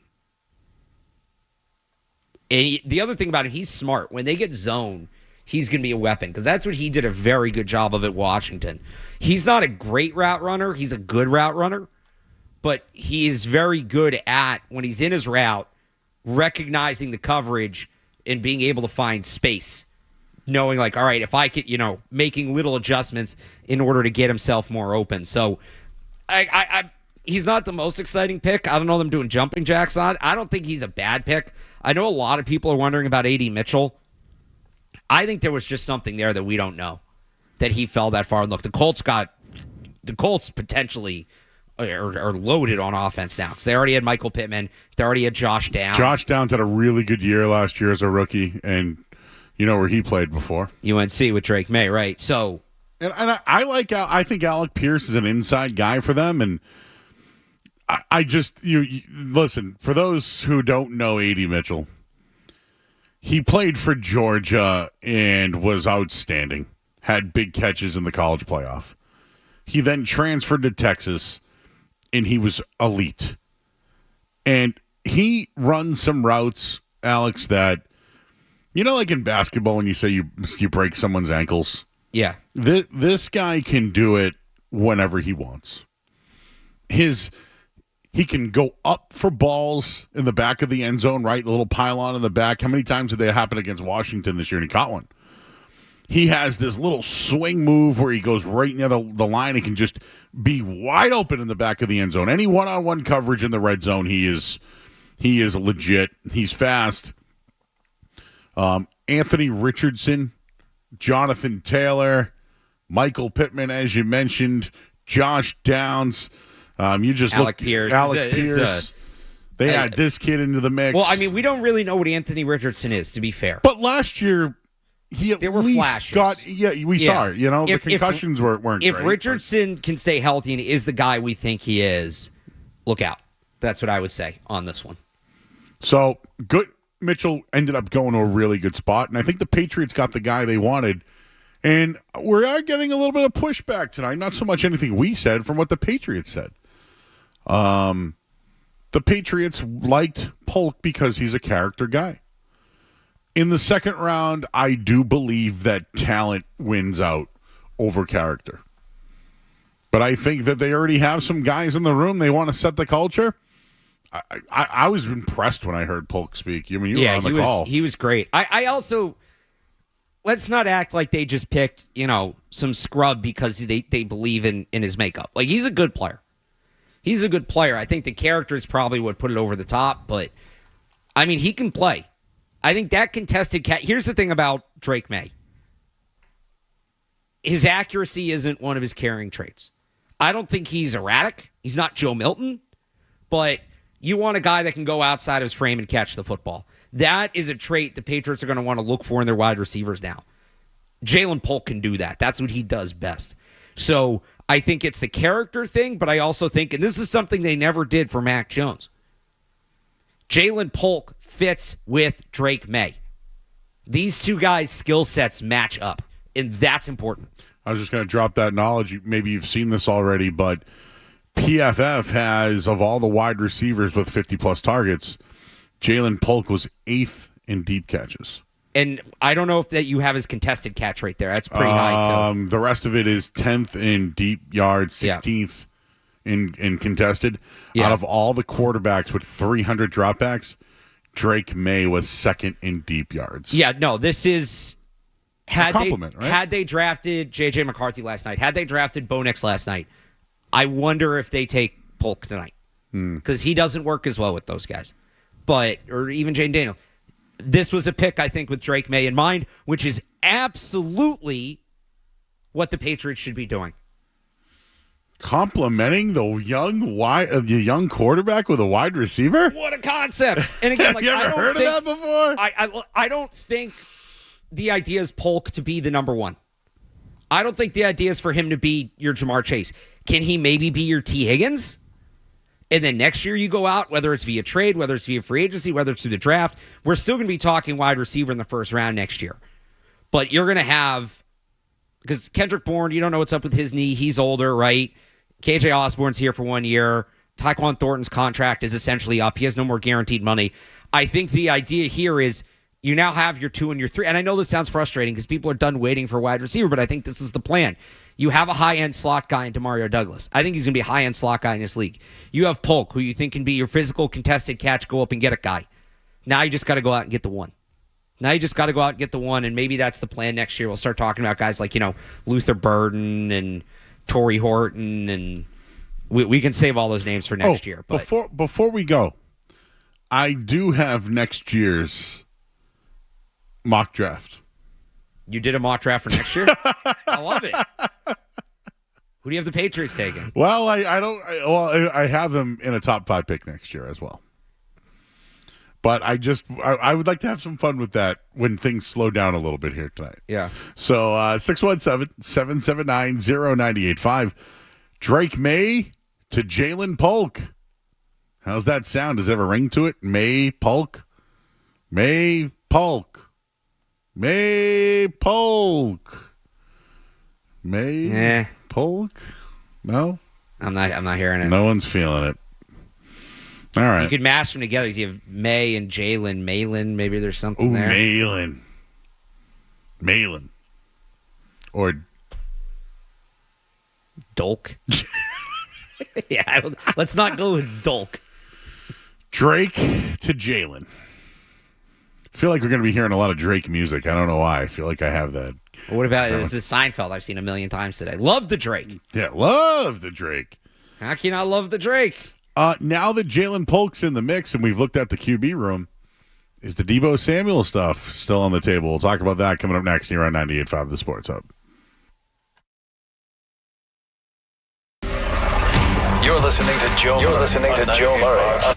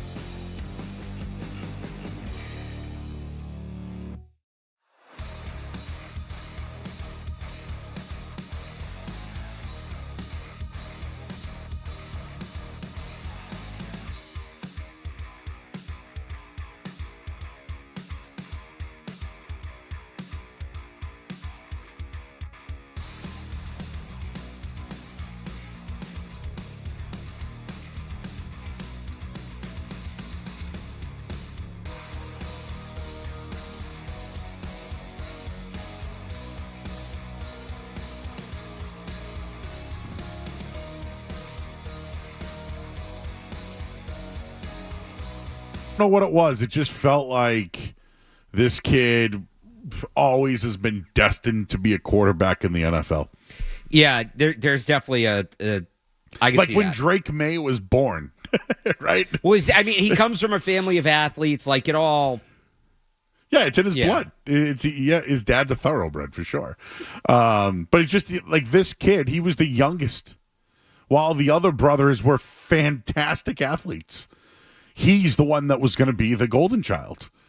And I got that feeling today, like, wow, I think I feel better about Drake Maye than anything else. One thing I wanted to throw at you real quick was last night they mentioned that they're going to pick a quarterback at 3. And it sounds like whoever was available at 3 they were going to take because they liked all 3 of them. Yeah. Do you feel like they got the consolation prize? No. Or they've identified him as their guy? I think he's their guy. And I think multiple guys can be your guy. I don't think that there has to be one, but you go back to the end of the regular season when USC had that slight slide there. Drake Maye was the consensus number 1 quarterback, not Caleb Williams. This is not Mac Jones falling to 15 and he's the 5th of 5th quarterbacks and you take a quarterback. This is a true high-level prospect who, I mean, we know the Giants wanted him. We know the Vikings wanted him. This is a guy that would have gone first overall, I think, in each of the last 2 drafts, in 2022 and in 2023. If you want to call him a consolation because he was the 3rd of 3 in an upper tier, I guess technically that's not wrong, but it's one hell of a consolation. So we're trickling in some Drake Maye stuff. I agree with you. It's a hell of a consolation. Alex, I had him as the number 2 guy. I had him as before the season started. He fell to 3. We'll find out. He's 21. He is progressing. I thought he was the best over the middle thrower, but Mac Jones was very good at that too. It's the boundary. I know he can do it. I know he can throw down the sideline. I think he picked up some bad habits last year because he was overcompensating, and I'm hoping he can break those. Terrible. You can't understate how bad that line was. Hey, not that he's going to be dealing with the mid-2010s Cowboys here, but that was that was pretty bad. Yeah, I just think that he had so much upside his first year. Like, wow, look at this kid. He did lose his star running back. He did lose his wide receiver. You mentioned the offensive line. There was a little bit more of a blueprint, a scouting report on him. He doesn't turn the ball over. And the only other thing that I'll say is, and I wonder if he can use this to his advantage. I forget who was it who said that the Patriots just selected the next Ben Roethlisberger. If they get the next, that's a Hall of Famer. Ben Roethlisberger won. He won one or two. He's won whatever it is. He's a Hall of Famer. Right. Yeah. If they end up with Ben Roethlisberger was a top 15, top 10 quarterback in the NFL at least for 15 years, I would absolutely take that. If they took Ben Roethlisberger, we're taking that. Great. Awesome. Love it. That's a Super Bowl. That's a decade plus a sustainable quarterback play. Hell yeah. All right, I got some names for you. The Patriots are up in, 11 picks? They are. We've got a big-time fall or two at a position of need. We'll do all that. I'll get you caught up on everything happening at the NFL Draft. Dallas just made a selection as well. I know a lot of Dallas Cowboys fans have been unhappy, but we'll tell you who they just took and get you caught up on everything happening at the NFL Draft. And the basketball team, there was a big game tonight. One of the teams went down tonight. We'll talk about that here on the Sports Hub headlines on 98.5 The Sports Hub. WBZFM HD1 bus from the Town Fair Tire Studios, home of the Celtics, Bruins, Revs, and Patriots. Left side, touchdown Patriots. Boston's home for sports is 98.5 The Sports Hub. Easily media group station. Sports Hub headlines.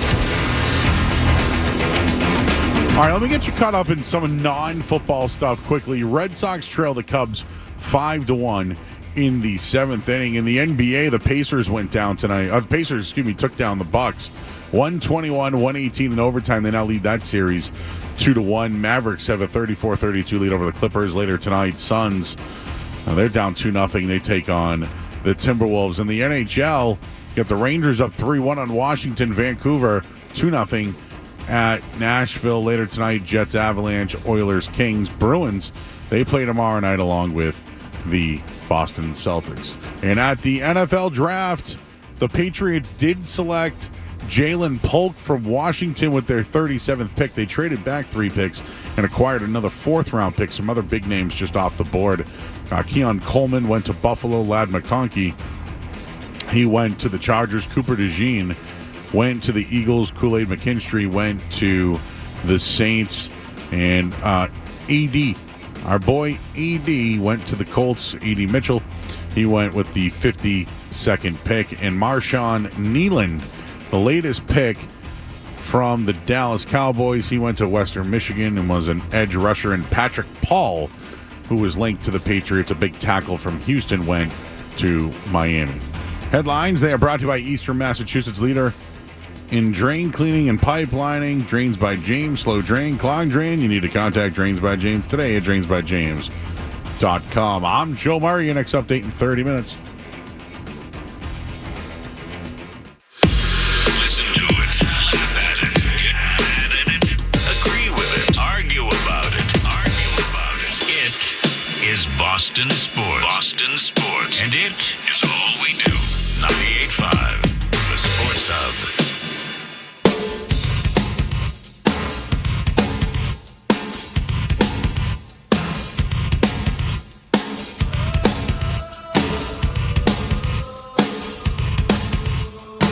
All right, back here, 98.5 The Sports Hub. Alex Barr's here. Alex is writing, he is interviewing, he is typing as we speak. He is literally up to date on everything.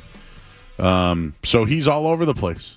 And I am just here to give you takes while Stenberg is back there looking for stuff to put into Slack. And we have Zach, our intern here, and James Scaramuzino. Full operation tonight. I love this. Oh, Alex. Oh, you want to hang out in studio, bro? You're welcome. We need a second producer in. Interns in. Speaking of in or out, we're not doing that tonight because we're doing the draft. But it would have been sponsored by Dulce Vita Tequila, America's #1 selling organic tequila. Try their Blanco, Reposado, Anejo. Is it Anejo or Anejo? I heard it's someone Anejo, else. Isn't it? Anejo? I can't pronounce Suamataia. They got flavored tequilas too: grapefruit, pineapple, jalapeno, and lime. Dulce Vita Spirits, Austin, Texas. Tequila, pure and simple. Viva Dulce Vita, responsibly. All right, so we're the Dallas just selected, the Bucks on the board. Green Bay is next, and the Patriots are not far away, coming up on that 68th pick in the third round. So let me throw a couple of players at you real quick. I don't know if they go back to wide receiver, but Troy Franklin might be one of those guys. Would they go with another Washington receiver in Jalen McMillan? If we're talking about tackles, I know for a fact, and you probably do too, Blake Fisher was in for a visit. They like him a lot. He went to Notre Dame, I believe, right? Yeah, well, so was Kingsley Suamataia still on the board. People thought he might be a fringe first-round pick. This is a massive fall for him.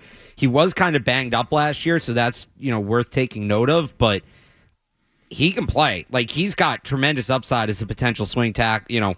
Not swing tackles in a backup, like a starting tackle on both sides. He's somebody I wonder if we're in the neighborhood that they would start trading up for. Interesting. I'm fine with either.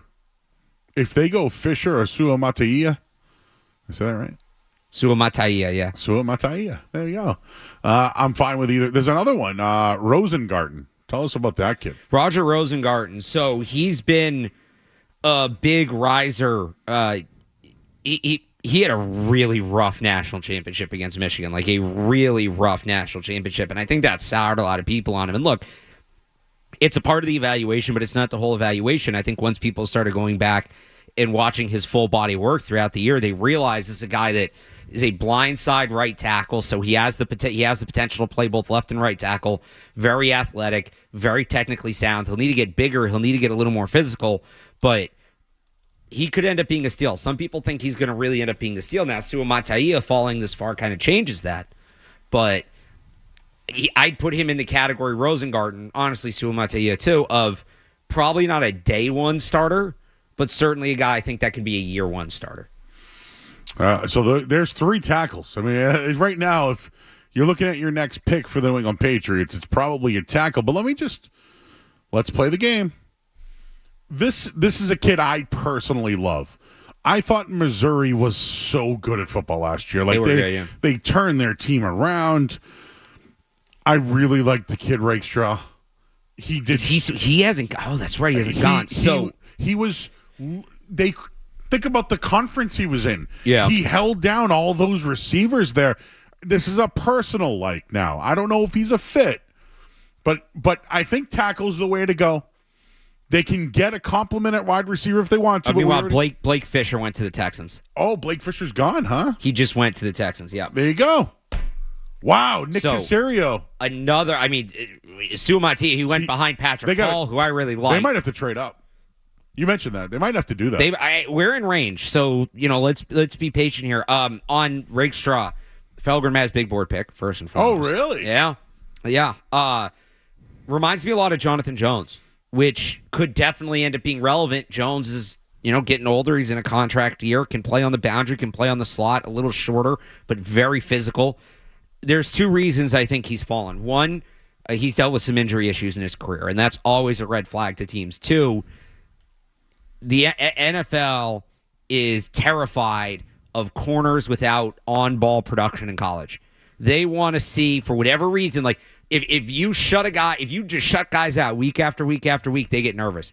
They want to see you breaking up passes. They want to see you intercepting passes. Ennis Rakestraw had one interception in his entire college career. There are going to be teams that, for better or worse, there are going to be teams that look at that as a red flag. Very interesting. But that's why I think he's still here. I don't think he'll be here much longer, but that's why I think he's still here.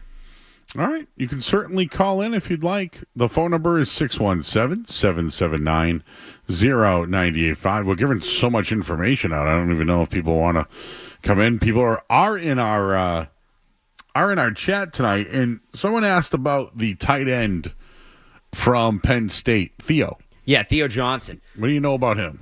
Crushed the combine. Tested out of this world at the combine. Very athletic. Didn't get a ton of usage at Penn State, so it's a little hard to judge him. Project player. If You like the physical measurements. He's raw as a route. It's not bad. He's raw as a route runner. He's raw as a blocker. He's going to need to get better in those regards. A big guy is going to be an inline tight end.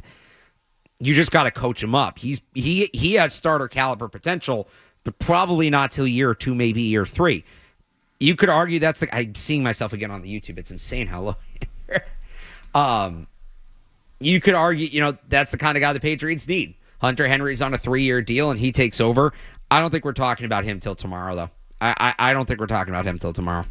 All right, 617-779-0985. The Patriots will have pick number 68 coming up. I got a really good Phil Perry with a really good comp for Jaylen Polk, by the way. What do you got? Tyler Boyd. Now, the only thing I don't like about the Tyler Boyd is it all right, let me ask you this. What's the true difference between KJ Osborne and Tyler Boyd? Oh, Osborne's more of a deep threat. I think he's faster. Okay. I don't think he has the catch radius. But do you get what I mean by third receiver type? Yeah, but they play different styles. Yep. And I think the idea is a better Tyler Boyd here. But I think the idea is that guy in your second role. Yep. The Bills picked Cole Bishop, safety. So another safety off the board. He's a box safety. I don't think he was ever fit for the Patriots. Suamati being on the board still is, I'm telling you right now, if they get Maye, Polk, and Suamati, as far as projections and looking ahead and the team going strictly offense and finding needs, those are 3 guys that should be starters in 20, 25, 26. I mean, even if they need a little bit of work this year or get working in the mix, even Drake Maye for that matter, 25, 26, these are all 3 starters. You should hope so, yeah. Yeah, I mean, you should hope your top 100 picks are starting by year 2. That's any team, any draft, but that's 3 starters at 3 positions. You maybe don't have starters. So... what's the connection on offensive line? Oh, you got something, Scott? I was just going to say, I don't know if you guys mentioned this, but the Bills stayed at 60 and drafted Cole Bishop. Yeah. Oh, yeah. Another sort of safety off the board because they lost, not Hyde. They lost both of them, Hyde and Poyer. And Poyer. There you go. They lost Tre'Davious White. Yep. They lost everybody. So that plug-and-play guy, safety, probably will fit right in there. That's why I think the Patriots might have to look at a corner here. And we mentioned there's 2 guys still on the board, Suamataia and that Rosengarten kid. Roger Rosengarten, yep. So there's still tackles there. Where are you going to run out on any of these defensive guys that maybe have come off the board? Rakestraw just went to the Lions. Fantastic pick. Great fit in their defense. Great fit. Him with Jordan Battle that they took last year. Great fit. They have drafted so well. I mean, it was funny when they extended Sewell the other day. I was like, man, when they drafted him, it was so well. But yeah, looking at their secondary, you mentioned Carlton Davis they got this year. Yeah. In free agency. And then Terrion Arnold is a kid that they got. Another Alabama guy. If you look at it there, and then Brian Branch is another one. Not Jordan Battle, Brian Branch. I got my Alabama safeties mixed up. But still, I mean, those are 3 starting corners. And they probably need that, right? I mean, they have their pass rush in there. They like what they have at linebacker. They have drafted very well from their offensive line to Amon St. Brown to Jamison Williams. They had a hell of an offseason, too. Like, I really like Donovan Peoples-Jones. Great pick by Detroit. I bet you they're going nuts there right now. You know who else is still on the board? That's a very interesting fit for the Patriots. You were just talking about tight ends. And I thought he was going to go to Miami by now. Jatavion Sanders from Texas. So, people ask, I talked about this on Felger and Maz last week, right? It's a new front office, new coaching staff. What is a Patriots fit? We don't necessarily know what that means because it's new people making the decisions. So I go and I look at it. All right, Alex Van Pelt is planning the offense. What did he have in Cleveland? And how can they mirror that? David Njoku was so important to that Browns offense the last 2 years. Jatavion Sanders reminds me a ton of David Njoku. So, look, I know they re-signed Hunter Henry, But that would be if he falls, that'd be an interesting pick. I watched Swift play a ton. To me, he was the second best tight end in college football. The guy's gifted. Just his size Sanders? alone. Sorry. Yeah, he's a freak athlete. He's gifted. He is a top tier of the top tier size, speed, strength. Like that's but he can play football too. Like he's a good route runner. He's got good hands, good after the catch. I just think with all these Texas guys, there was so much talent on that offense. I think NFL teams are worried how it might translate when they're not in that loaded system. So maybe that's knocking some guys down. You know what stood out to me? The game against Washington this year. Remember Washington went up, I want to say it was like 31-21. And then Texas started going on this run. And it was, Sanders, 6 catches, 75 yards in that game. Worthy was 2 for 45 in that one, and A.D. Mitchell had that touchdown on the side of the end zone right.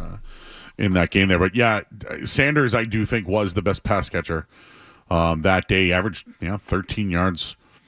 That would be something interesting because I think he can block, get reps out there. He'll play special teams, but they're going to throw him the ball.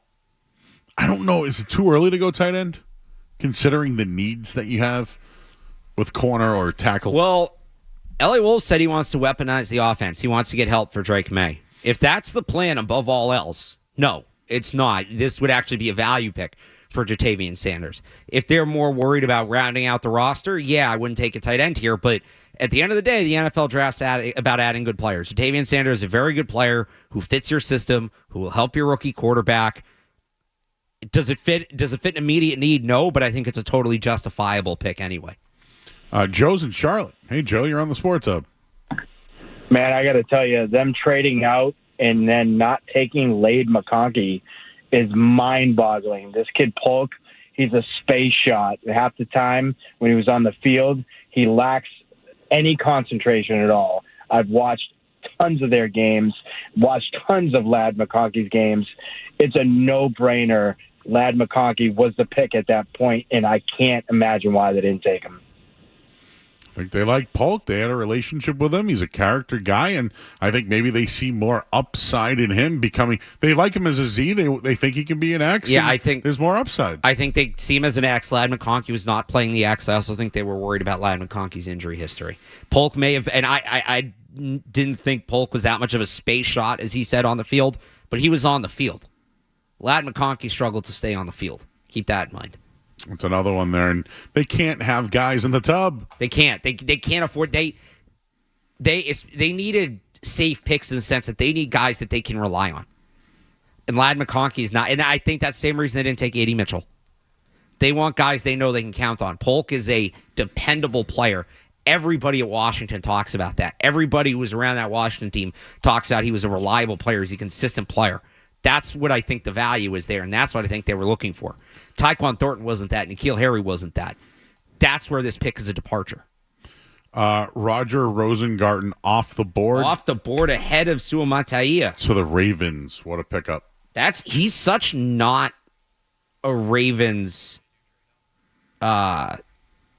he's such not a Ravens tackle. That's an interesting one. Let's dig into that a little bit here. Let's take a quick break in case the Patriots trade up because Suamataia is still on the board. He's falling. Could he fall to the Patriots? We'll let you know coming up on the other side. 98.5 The Sports Hub. More Joe Murray coming up on the Sports Hub.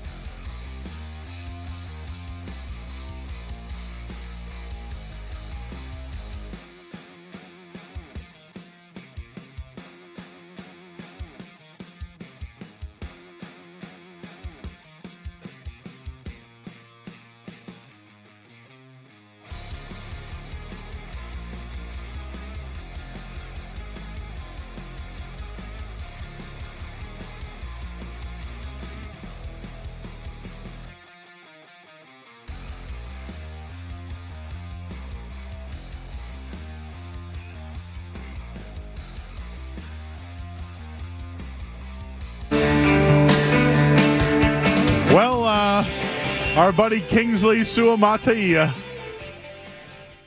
Well, he got selected. You know why? Because the Kansas City Chiefs were like, he's too good. Remember? Yeah, he was the guy that jumped out of the pool. Remember, they always showed him. I wish I said that to begin with. He's the guy that can be in a 5-6 foot pool and just jump right out. I could never do that. That's something I could have never done. That's pretty impressive. Played right tackle, 2 sacks allowed on 705 pass block snaps. And he fell to the Chiefs. Man, so can you tell me the Chiefs draft again? The fastest guy in the draft and potentially a first-round tackle? Yeah, in the 3rd round. Did they take anybody? I don't think they had a 2nd-round pick, right? I think they traded. Yeah, they traded up. Yeah. Oh, still a pretty good draft. Oh no, that is their 2nd-round pick. It's a pretty good draft. The rich get richer. That's always good. The Patriots used to have those runs. Remember, Vince Wilfork would just follow them. Yeah, it's like what a tough one right there. So the 49ers are on the clock, and then we're on the 3rd round, Alex. Do we want to give our Barth big board right now? Yeah, we can reset the big board here as we get going. And again, just to recap, while you do that, I'll just recap it. We mentioned Roser Rodengarten went to Baltimore, so they get their tackle. Ennis Rakestraw. So the last 5 picks have all been Patriot related, whether it's Blake Fisher, the tackle from Notre Dame, Cole Bishop's a safety, but he goes to Buffalo, which is a good move for them. Rakestraw goes to Detroit. We kind of recapped that one. The Baltimore gets another offensive lineman now. And then the next best lineman who dropped was Kingsley Suamataia. He's now a Chief. 49ers are on the board. They've already selected a wide receiver. Where else do they go now? And I'm wondering if they look at secondary or maybe another linebacker. And to give you a couple of names here, if they went TJ Tampa from Iowa State, I wouldn't be surprised. Peyton Wilson was outstanding at NC State, but they already kind of have Warner. They have some other guys in there. He's got long injury history. Yeah, and maybe, but that's a guy they could stash. You never know. I don't think. I think if they wanted that kind of guy, they would take an A.D. Mitchell or Ladin Conkey earlier. I think that's something that they're cognizant of in this draft. Do you think they'll go back to the secondary, though, the 49ers here? Oh, the second. Sorry, I thought you were talking about the Patriots. The sorry. The Niners. I think they go to the secondary. Maybe they reach on a tackle. Maybe they panic and reach on a tackle. I think at some point, too, somebody's going to take Ja'Tavion Sanders because he's so good. Oh, imagine Kittle and Sanders. That'd be a lot of fun. That would be a lot of fun. And Kittle's not getting any younger. So you line up the next guy. You're good there. Very interesting. 617-779-0985. I'm reading from Alex Barth, who's sitting next to me. You just asked me, Joe. I wonder if the Patriots would go tight end with their next pick. Ja'Tavion Sanders. So we kind of went back and forth on who you thought the best players available were. I mean, if I'm just looking at defense, I really like Junior Colson. So Colson's a good player. I don't think they're going to go linebacker, but Colson is their kind of linebacker. I think Peyton Wilson's the best player available, but he's got a significant injury history. Tampa, they need like faster corners. Tampa's more of a big, stiffer corner. Is there any chance they go Brendan Rice? And I know that they've worked him out. They liked him. If they really want that true X, they could go Brendan Rice. They could go Jalen McMillan. They could get the Washington guys back together. Maybe Blake Corum. Ramondre Stevenson's in a contract year. Blake Corum is a really, really, really good running back. He'd be their third back. He'd probably get some touches, right? Yeah. Hell of a college running back, no doubt about it. And he's been somewhat linked to them. I've seen some mock drafts where the Patriots have been in on them. The Jets just traded up, and they are now on the clock. So the Jets trade up with the Panther. No, the Jets traded back. No, the Jets are on the clock right now. Garofalo and Rappaport. I see this. Okay, yeah, I read that backwards. Yeah. So I wonder what they're in on right now. I still wouldn't rule out tackle either. Yeah, Andrew Callahan just mentioned Brandon Coleman. Brandon Coleman, Felgermaz big board pick. Kieran Amedeji from Yale would be another guy. Most people projected to go in the top 100. Have a local feel on him and have seen him. Yeah, actually, our buddy John Saranides has talked about him as being a potential second to third round pick. Yeah, so he probably would have been a lock for the top 100. Then he got hurt this year, and the tape this year as a small school prospect would have been very valuable to him. So I think that's what happened there. How do the Chiefs convince the Bills and 49ers to trade with them? How does that happen? They're good at this, man. Brett Veach is good at this. It's that simple. He's just really good at what he does. The Bills and the 49ers, who they played in the Super Bowl. You'd think at some point he'd get the Danny Ainge treatment and people would just stop taking his calls. I just can't believe that. 49ers take a corner. I was off. Renardo Green. Florida State. Yep. Tweener, hybrid, boundary, slot. Good fit for their defense. Oh, dude, I've seen him play a lot of one-on-one. They left him alone at Florida State. But the thing is, you can let him play wherever. Like he can match up on any kind of wide receiver. Oh yeah, I watched him. Well, I watched him play a ton. But what game was that? Clemson. He really shut them down second half when Florida State came back to win that game. Clemson blew that game. And then BC, he struggled a little bit in the run, but the 49ers now bulking up at corner. So we're into the third round now, Alex, I believe. Yep. We are now on to round number 3, and we'll get you caught up in everything happening right now in the draft, and we want to give you the Patriots' next pick when it goes live. So this is how it works. You'll have the Jets on the clock. Jets took an interesting receiver. So the Jets have taken a receiver. They took Malachi Corley. Interesting. Debo Samuel comps. So Garrett Wilson would be one of their receivers this year. I'm just trying to think of the and they already got the big tackle to help Aaron Rodgers. So they got Mike Williams, Garrett Wilson, Xavier Gibson, who they got as somewhat of a slot. They have Alan Lazard still on their team. Yeah, and as you just mentioned, they just selected a wide receiver, but Tyron Smith comes in there. They got John Simpson from Baltimore. Morgan Moses comes over. They've bulked up around Aaron Rodgers. Yeah, they're in good shape. They're doing a good job. So the rest, we'll get to the headlines real quick. The rest, though, the lineup here, Arizona, then Washington. So why don't we break now? We'll get you the headlines. You're probably going to get a Cardinals pick, Washington on the board, and then we'll be live if the Patriots do select at 68. We'll get you your Sports Up headlines now. Sports Up headlines. All right, we're into round 3 of the NFL draft. The Patriots did select Jaylen Polk from Washington with their 37th selection. They traded back 3 picks and picked up moved up in the 4th round.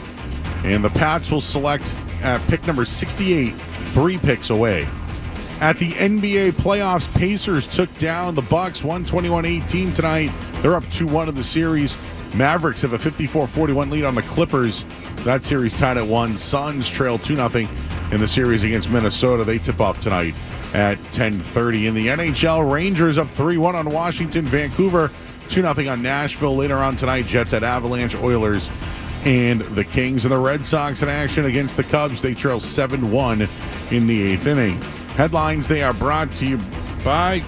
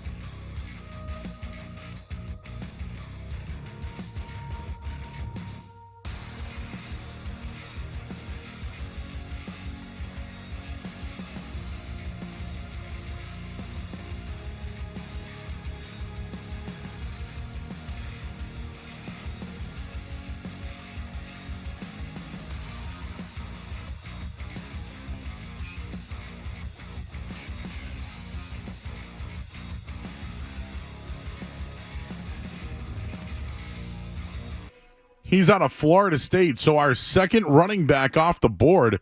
Should mention that Malachi Corley went earlier. We kind of mentioned that regarding the Jets, who, they're starting to build around Aaron Rodgers a little bit. The Washington pick is in. And I just wanted to get this right because right now they have – who did they just select? The cornerback? I'm sorry, Alex. Washington? Yeah, who did they just select? No, they selected Brandon Coleman, who's an offensive lineman. Sorry, from TCU. Yeah, I like for the Patriots. Felger Maz, big board pick. And that was who Andrew Callahan mentioned. Yeah, multi-positional offensive line would have been a good fit. So then we've been saying tackle, tackle, tackle, tackle. We saw the names come off that were linked to them. We saw Suamataia go off the board at the end of round 2. Here we are at pick number 4. And you have to think offensive line here. I mean, there are other options. Tight end. Corner could be another one for the Patriots. But the fact that Brandon Coleman just went off the board, you got to think the run on tackles is coming up. And the Patriots pick is in. We're just waiting for it to go to the podium, and we'll have it for you. But, so it looks like right now ESPN 68th pick, 3rd round. The pick is in. I assume they're going to go offense again because that's exactly the need that I would call that a safe assumption, they Joe. have. Who are some other linemen that we should be considering here as the pick is in? We're just waiting to go to the podium so we can announce that pick for you. And just to give you an update, Elliot Wolf is going to speak after they make the pick. So I'll give a quick reaction to the pick and then hop off to join that. Because all these linemen have gone, players are flying up the board. Players are going much earlier than we thought they would. Kaden Wallace, Penn State, they met with him. 40 career starts at right tackle. Guard flexibility at 6'5", 314. Mean, big player. Experienced, can play right away. Good tape against high-level opponents. He dominated Aiden Hutchinson in their matchup in 2022. I'd look for Kaden. I'd look for Kaden Wallace. Well, he played a ton. 40 career starts. 40 career starts. This guy's ready to go. So what's funny about him? Fashanu, I really mean this. I thought Fashanu was one of the best run blockers I've seen in a really long time. But I always looked at that kid Wallace as, wow, look at those bookend tackles. And think of, they've had Sean Clifford, right? They got the kid, was it Ayers now? That they have and their running game has been absolutely outstanding over the last couple of years. How do you feel about them sitting at 68, though? Like, if have they identified a tackle? Did they wait for a tackle? I think they waited. If they identified a tackle, I think they would have moved up when those guys started going. I think they really liked Blake Fisher. I wonder if they moved up to try to get him. So it's funny. I was tipped off that he was there, and I believe the day that Jaden Daniels came in, Blake Fisher was the other tackle that day. But all people only talked about Jaden Daniels coming in. And so, yeah, I agree with you. I think they really liked him. They worked him out. They brought him to New England. Didn't Kaden Wallace also do a top 30 visit as well? Yeah, he was here. Okay. So here we are, pick 68, early in the 3rd round. You mentioned Kaden Wallace. If that is who the Patriots do go with, isn't he considered somewhat of a 4th round pick? Isn't this kind of a little early for him? Yeah, this is a bit of a it's the same with Polk, where it's a bit of a reach. There's been runs at the position, so they're probably reacting to that, but I think they have their guys. They're targeting their guys. I think that's what this is. I would say their last 2 guys have been around too early, but these are guys that made sense for them. They're guys that were fits for them. I just think the board's not following their way, plain and simple. Pick is in. Patriots take offensive tackle Kaden Wallace. There you go. There you go. Patriots hosted Wallace for a top 30 visit. 40 career starts at right tackle. Can play some guard as well. 6'5", 314. Once it goes to the podium, we'll make it official once they get up there. But earlier than projected, as I'm reading here from Alex Barth, but our run on tackles is pushing everybody up the board. And I think we all knew this was a pretty strong year for offensive tackles. So when they actually get the pick in, we'll roll it, we'll play it, we'll react to it, and then we'll wait for Elliot Wolf. And just the amount of names that are still on the board. Kaden, Wallace, although I like the player, Alex, I really do. I like the player. Might have been a reach. It was a reach coming in. I think the way the board has fallen, it's not. Because you could make an argument. Let me double check before I say this, because again, we're keeping track of so many players. But I think you can make an argument that he was the best tackle on the board. If they wanted to go tackle there, then I don't know that he was making it to 103. And we're now. So the only other guy is Kieran Amedeji from Yale. We're going to go to the podium, and I'm interested to hear you guys' take on who is announcing the pick. Oh, let's hear it. For the New England Patriots pick, I am joined tonight by two special guests. Not the special guest. Christian Harvey and Emma Fries, seniors from Morehouse College and Emory University. Christian and Emma are examples of individuals who are working to rebuild bridges between the Black and Jewish communities. Both groups have been subject to vicious hate. To fight it together, tonight they are representing Robert Kraft's Foundation to combat anti-Semitism, whose mission is to fight the rising hate happening across the United States, to educate those sitting on the sidelines to stand up to Jewish hate and all hate through the Blue Square campaign. I am thrilled to have these tremendous leaders here tonight showing that what it means to stand up for one another and work towards putting the end to the hatred that exists in our world today. Christian, Emma, the floor is yours.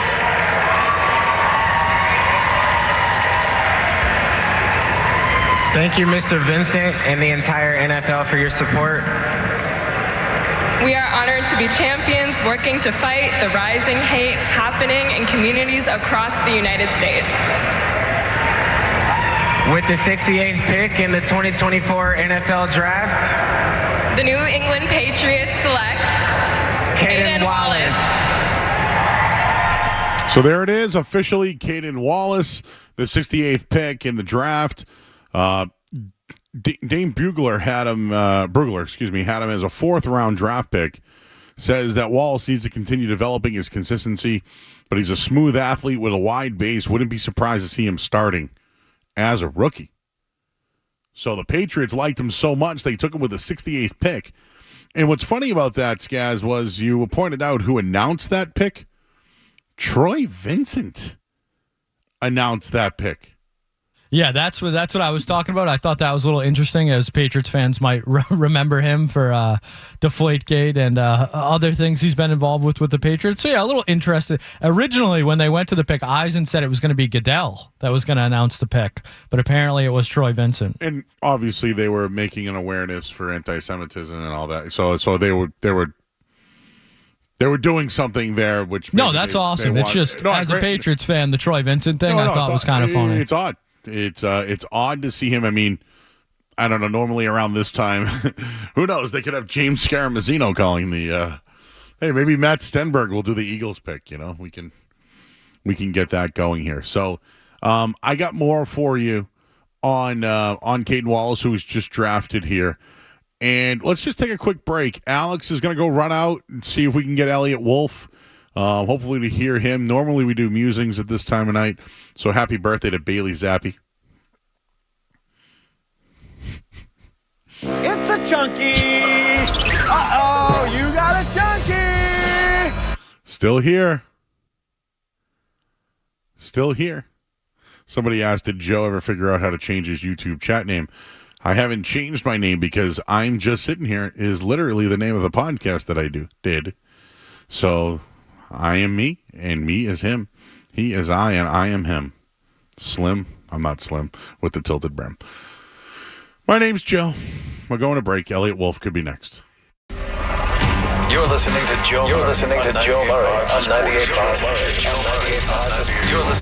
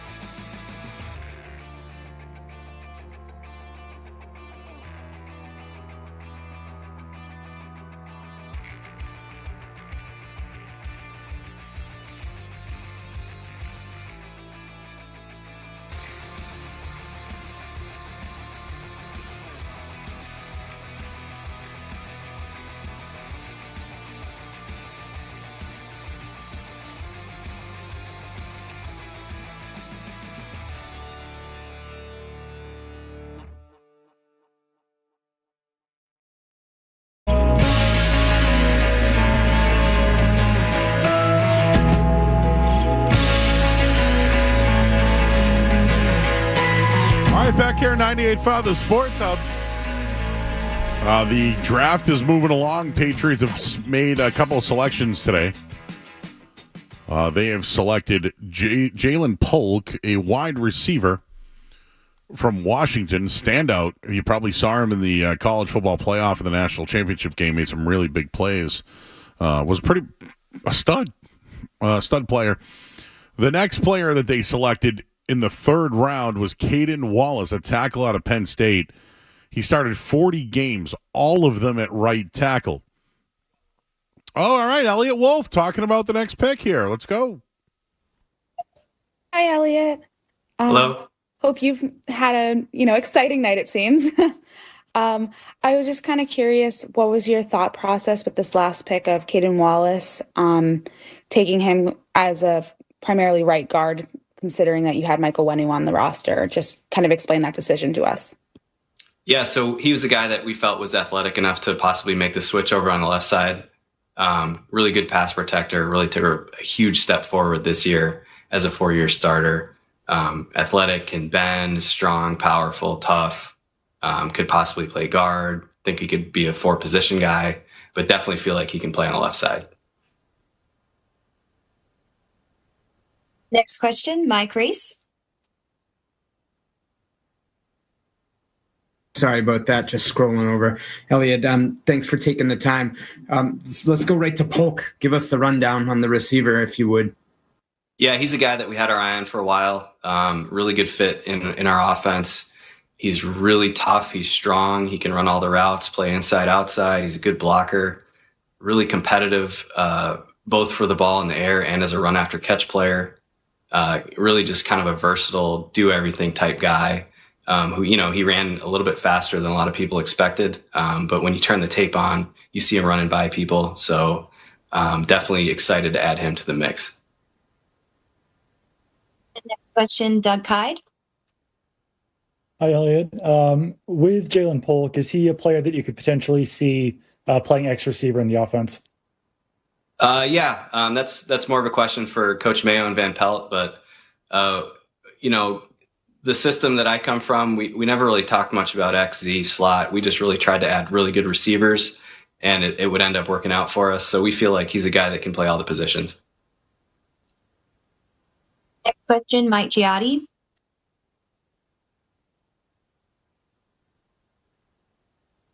Can't hear you.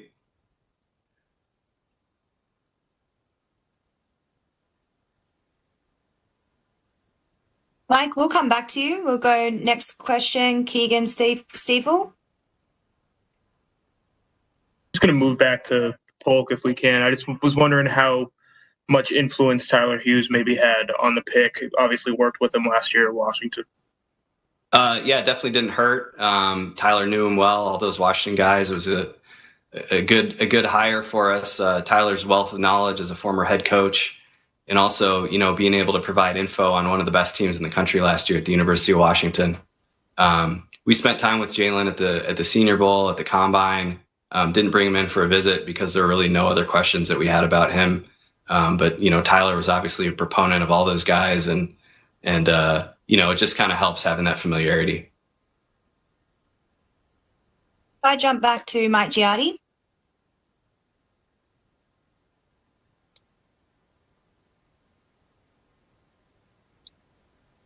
Fortunately, we still can't hear you, Mike. We'll jump ahead to Mark Daniels. I don't know what's going on with Mike. I mean, been on WebEx for a while now.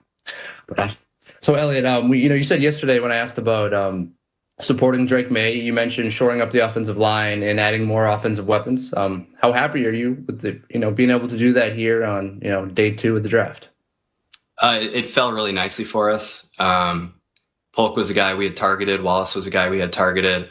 Some exploratory conversations about possibly moving back from 68. And then, it was just kind of like, well, why? This is the guy that we had wanted all along. So it sometimes it doesn't fall for you. It fell pretty nicely for us today. Thank you. Next question, Mike Reese. Elliot, this is like bigger picture on trades.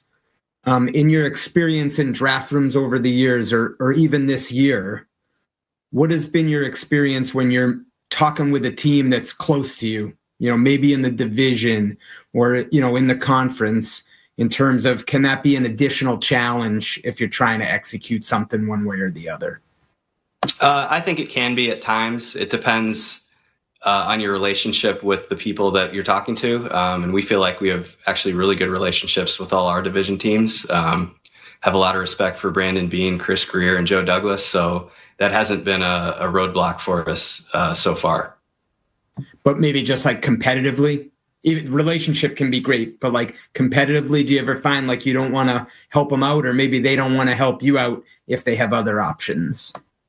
Yeah, I think that's something that can happen. Again, that hasn't happened yet for us so far, so hopefully that doesn't happen tomorrow. Next question, Chris Price. Hey, Elliot, 2 quick questions here. First of all, can you walk us through, kind of building off Mike's question, can you walk us through the decision to make the deal with the Chargers? And then secondly, I'm curious if you were surprised at the run of tackles there at the end of the second round. Yeah, so we felt like Polk was the player that we were going to pick at 34. And we felt based on some of the intel that we had from other teams that we would be able to trade back a little bit and still get him. So we made that deal and we're able to move up from the 5th to the 4th with the Chargers. And then your point about the run of tackles is a good one. That's part of the reason we decided not to move back. It was just kind of like, well, let's not chance it. This is the player we had targeted all along anyway. Let's just pick him. Thank you. Next question, Ian Steele. Hey, Elliot. With your presence here on this Zoom call press conference, does this mean you guys are done for the day, or are you still exploring maybe coming back into the third? We're still going to do some exploration depending on how the board holds up. Obviously not keeping track of that right now, which has me pretty antsy, but we'll see how it goes. And next question, Nick O'Malley. Hi, Elliot. With taking Kaden, he's a guy who played his whole college career on the right side, and you also have the big extension from Mike Onwenu. That's 2 guys who have spent a lot of time on the right side. Is the team looking at either one of those guys at flipping over to the left side down the road? Yeah, we feel like Kaden has the athleticism to play over on the left side. Really, his teammate Olu Fashanu that the Jets drafted was the reason that he played on the right. So athletically, there's no reason why he couldn't make the switch over there. And he's a really smart, dedicated kid that we feel like can handle that. Thank you. And final question here from Taylor Kiles. Hi, Elliot. Thank you for your time. It seems like with Drake Maye and Jaylen Polk, really that character stands out a lot in their profiles. What is it about Kaden Wallace in terms of an intangibles perspective that really stood out for you guys and made him your guy at pick 68? Just from the intangibles, we brought him in for a pre-draft visit, and he's a really impressive kid. Like he comes from a great family. Brothers, I think one of his brothers is like an oyster scientist or something like that. But he was someone that we just got really comfortable with throughout the process. He's kind of a low-key guy, not real high energy until he gets in between those white lines and he goes after people. Thank you. Thank you very much. We'll get you back to work now. Thank you, everyone, for joining. Thanks a lot. Thank you, Elliot. Thank you. I'm confused on oyster scientists, but maybe we can retrack that one. What is an oyster scientist? I mean, I know that Wallace can play left tackle, but what is an oyster scientist? Joe, the dome piece is looking clean tonight. Yep. Got a nice fresh cut before we came in. With the bright lights tonight for the draft, you can see it. Got the old lineup. Did the old eyebrows. One of his brothers is like an oyster scientist or something. What the hell is an oyster scientist? You an oyster guy, Skaz? I mean, I'm no scientist, but I'll eat an oyster. All right, hang on. We've been all serious all night long. Let's just have a little fun for a second. Oyster scientist. Okay. Common name, Ostridae. Oyster scientist. What is the scientist? Okay.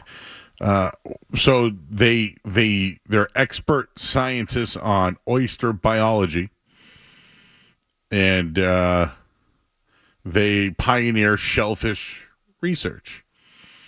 Does that make any sense to you, Skaz? So he is quite literally an oyster scientist. Yes. What does that have to do with football? Smart kid. His brother's smart. He's smart. That's a new one. Stuff you can only get at the NFL draft. All right, we'll get you caught up in everything happening here. Final hour. Alex Barr's running around. He's still here. The crew is still here. Stenberg, Skaz, Zach, me. Let's do some headlines. WBCFM 61 from the Town Fair Tire Studios, the home of the Patriots, the Celts, the Revs, and the Bruins. Boston's home for sports is 98.5, the Sports Hub. Please leave the rotation. Sports Hub headlines. All right, the Patriots have made two selections on the day. Number one was Jaylen Polk, a wide receiver from Washington. He went in the second round, pick number 37. The Patriots traded out back for him and then acquired another fourth-round pick. In the third round, the Patriots have acquired Penn State tackle. And I'm getting us all caught up here on everything here, but they have Mr. Wallace, Kaden Wallace. He'll make the move to left tackle, Elliot Wolf said. They feel like he's athletic enough to do that. Started 40 games at right tackle at Penn State. So the Patriots have selected 3 offensive players in this year's draft so far. Drake Maye, Jaylen Polk, a wide receiver, and Kaden Wallace, who will be a left tackle next season. At the Major League Baseball, Red Sox lost 7-1. And at the NBA playoffs, Pacers beat the Bucks. They're up 2-1 in the series. Mavs lead the Clippers right now, 73-65, tied at 1. Suns, Timberwolves later tonight. And in the NHL, the Rangers got a 3-1 win. Canucks up 2-0 right now over the Predators. Headlines, they are brought to you by Safety Insurance, providing comprehensive coverage for your auto, home, and business. Ask your independent agent about safety. I'm Joe Murray. Your next update in 30 minutes. Boston's best sports talk. There's an app for that. Download the Sports Hub app for loads of stuff. Absolutely free. Connect with the shows, get podcasts, and more. Get it where you get your apps. Or at 985sportshub.com. People are, the oyster scientist got people. He had an experiment go bad, turned himself into an oyster. Barry and Newton. Marine biologist. No. Oyster scientist.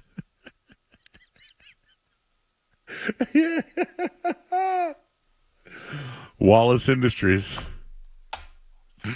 What did you say was Skaz earlier? What kind of player was what kind of find? You got to hope he's the pearl of the draft, Joe.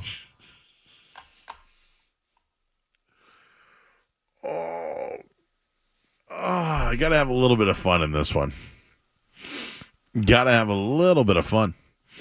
Does oyster sauce count? Somebody asked. Environmentally intelligent, and his uncle played lacrosse at Navy. Home run pick. He's got a high shucking motor.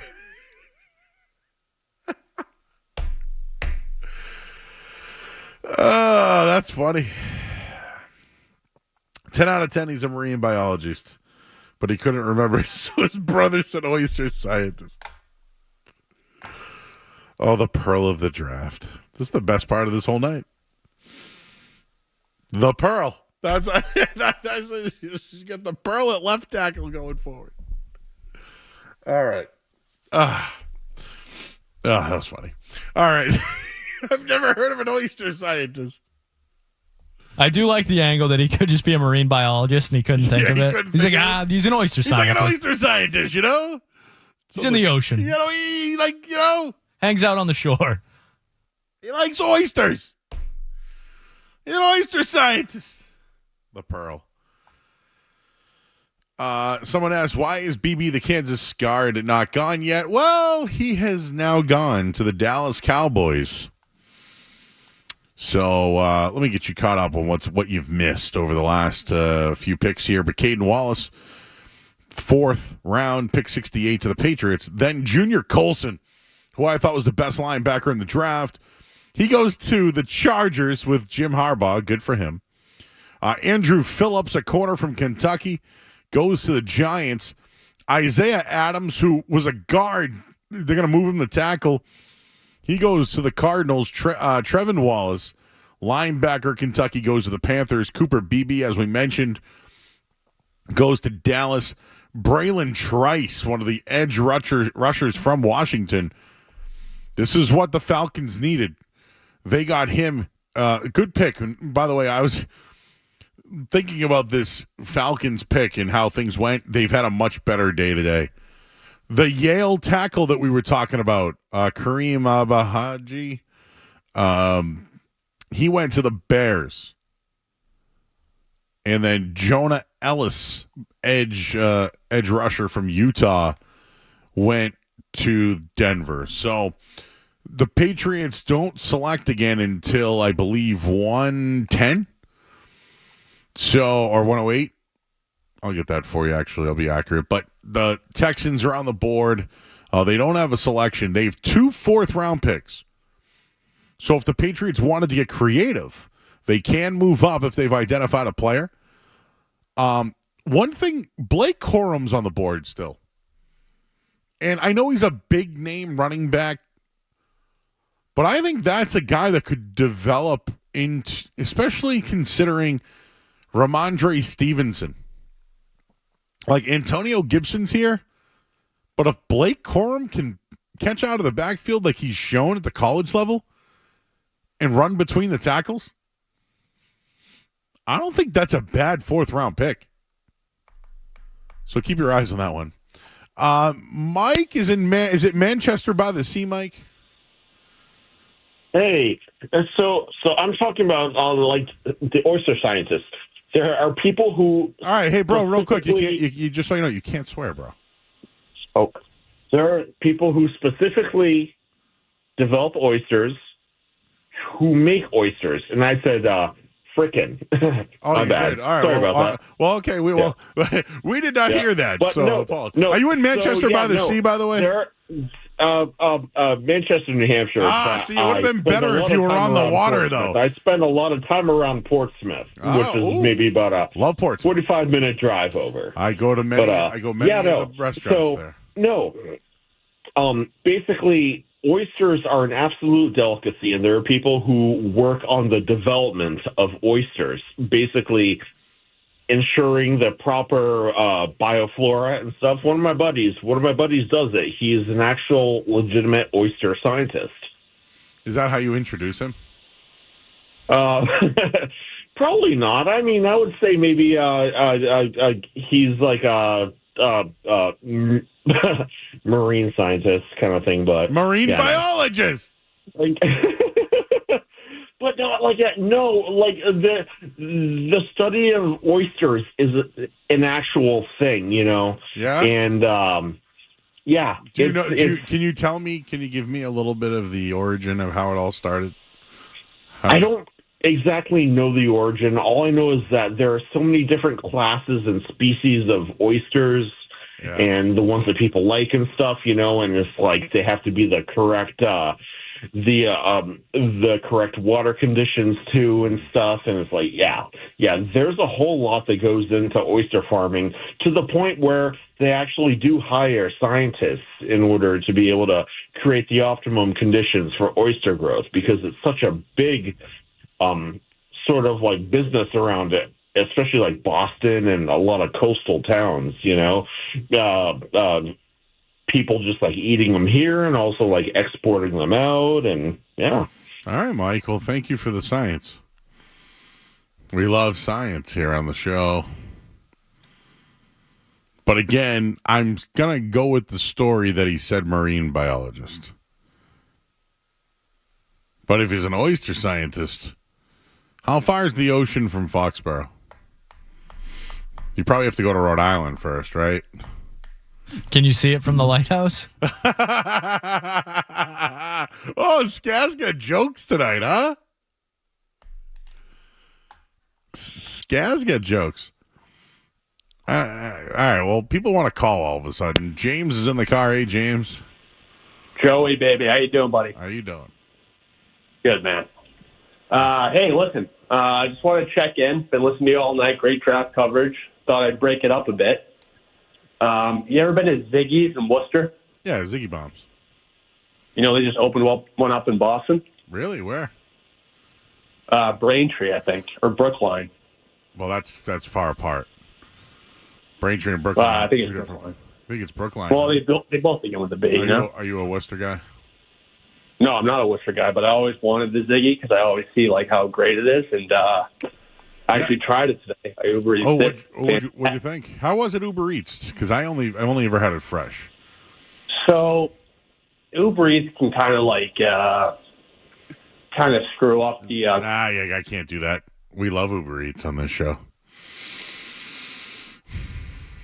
We love Uber Eats. Should we hear from the oyster scientist brother or not, Skaz? What do you think?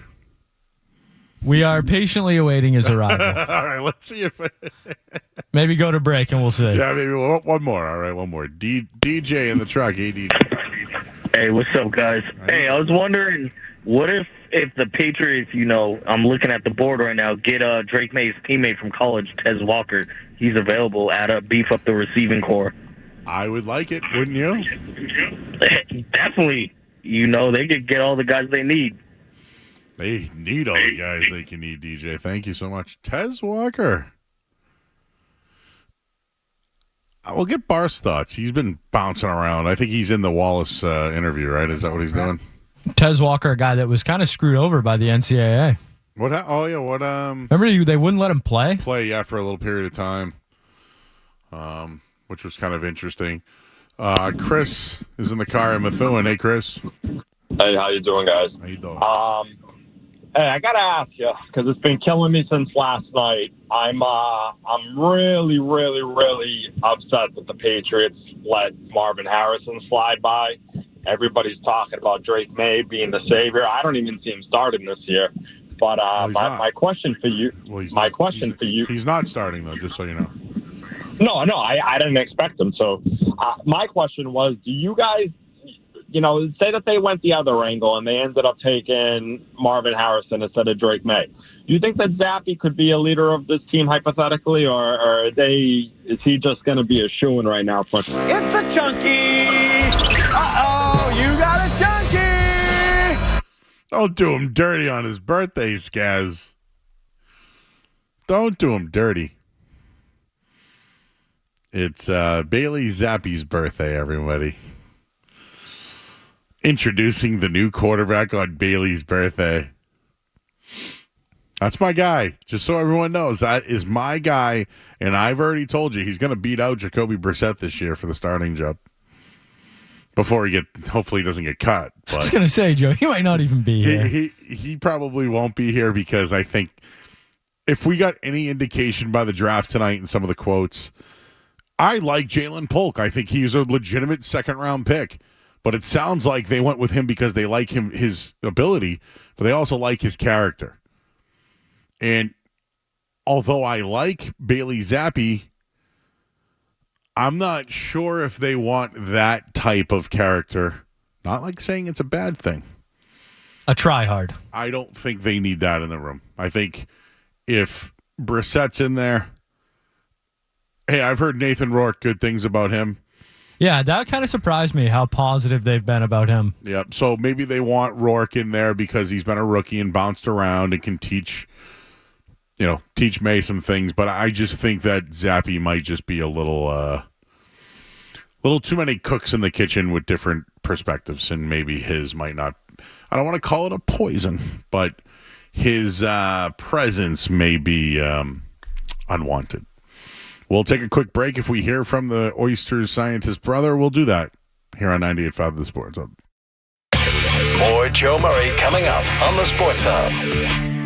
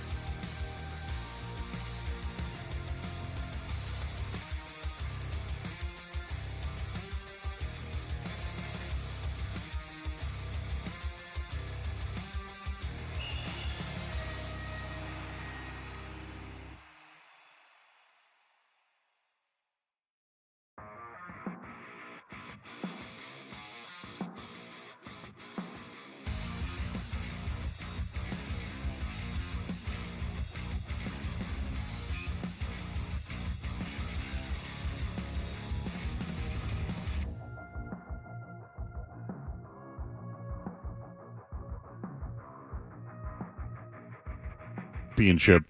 He scored a touchdown. He was a 1,000-yard receiver and played with Rome Odunze and Jalen McMillan. And his wide receiver coach is now the wide receiver coach with the New England Patriots. So really good fit there. He originally was at Texas Tech, played a little bit, and then went to Washington from there. The other pick that they had was Kaden Wallace. He was a tackle at Penn State, started 40 games at right tackle, had one of the highest PFF grades. He was originally thought to be a 4th-round pick, but with a run of tackles that went down, he moved up into the 3rd round, and the Patriots said that they project him to be skilled enough to play left tackle. And Lawrence, what was his name? Louis Riddick. He's over the moon for Kaden Wallace. His quote, "This is my guy. I like a whole lot of things about this player. I'm going to struggle to say anything bad about him. I thought his tape was as good as the much heralded left tackle Olu Fashanu. This guy is another solid pick." So just looking at it right there, and you look at what Kaden Wallace is, Fashanu got all the pub. And don't get me wrong, Fashanu, I think, was one of the better run blockers in football last year. It was outstanding. But sounds like they're going to move him to left tackle. They feel like his athleticism to play on the left side. They feel like he didn't play at Penn State because of Olu Fashanu. Said he's a really smart kid, dedicated, and they feel like he can handle it. So they're already projecting him to be a left tackle. But if you look at the Patriots' offensive line overall, I know it wasn't great. I know. But they have some promising linemen and even guys that they drafted last year. So maybe they can kind of get that back on track with a new offensive line coach this year. But, they like Chuck Okorafor. Cole Strange was a 1st-round pick. Remember him? David Andrews is back. He already FaceTimed Drake Maye today. And then you got Mike Onwenu at tackle. This would be my suggestion. I know that they want to play Onwenu at tackle, and it's probably what's best for the team because they've been most successful there. I think a Wallace and Onwenu right side could work. I do. And I think Okorafor, whether it's him, I'm probably out on Vidarian Lowe. Calvin Anderson will be back. If he's healthy, I think he can play, but they liked Antonio Maffei and Sidney Sow. They like those guys. Connor McDermott's still in the mix. So if you're looking at the Patriots line, if Onwenu's your right tackle, you got Andrews, Strange. Maybe this kid can play left tackle. And you have to solidify a right guard. And I think Sidney Sow and Antonio Maffei will battle it out. Guards become available right before camp or when guys get cut before the season starts. The offensive line looks better today than it did before. I can leave it at that. The phone number is 617-779-0985. We probably should just bring up the fact that we have 2 games tomorrow night. One is the Bruins, who are playing in Toronto, up 2-1 in the series. The other is Game 3 of the NBA playoffs, where the Celtics go to Miami. We haven't even talked about it yet, but David's in Boca Raton. He wants to get on it. What's up, David?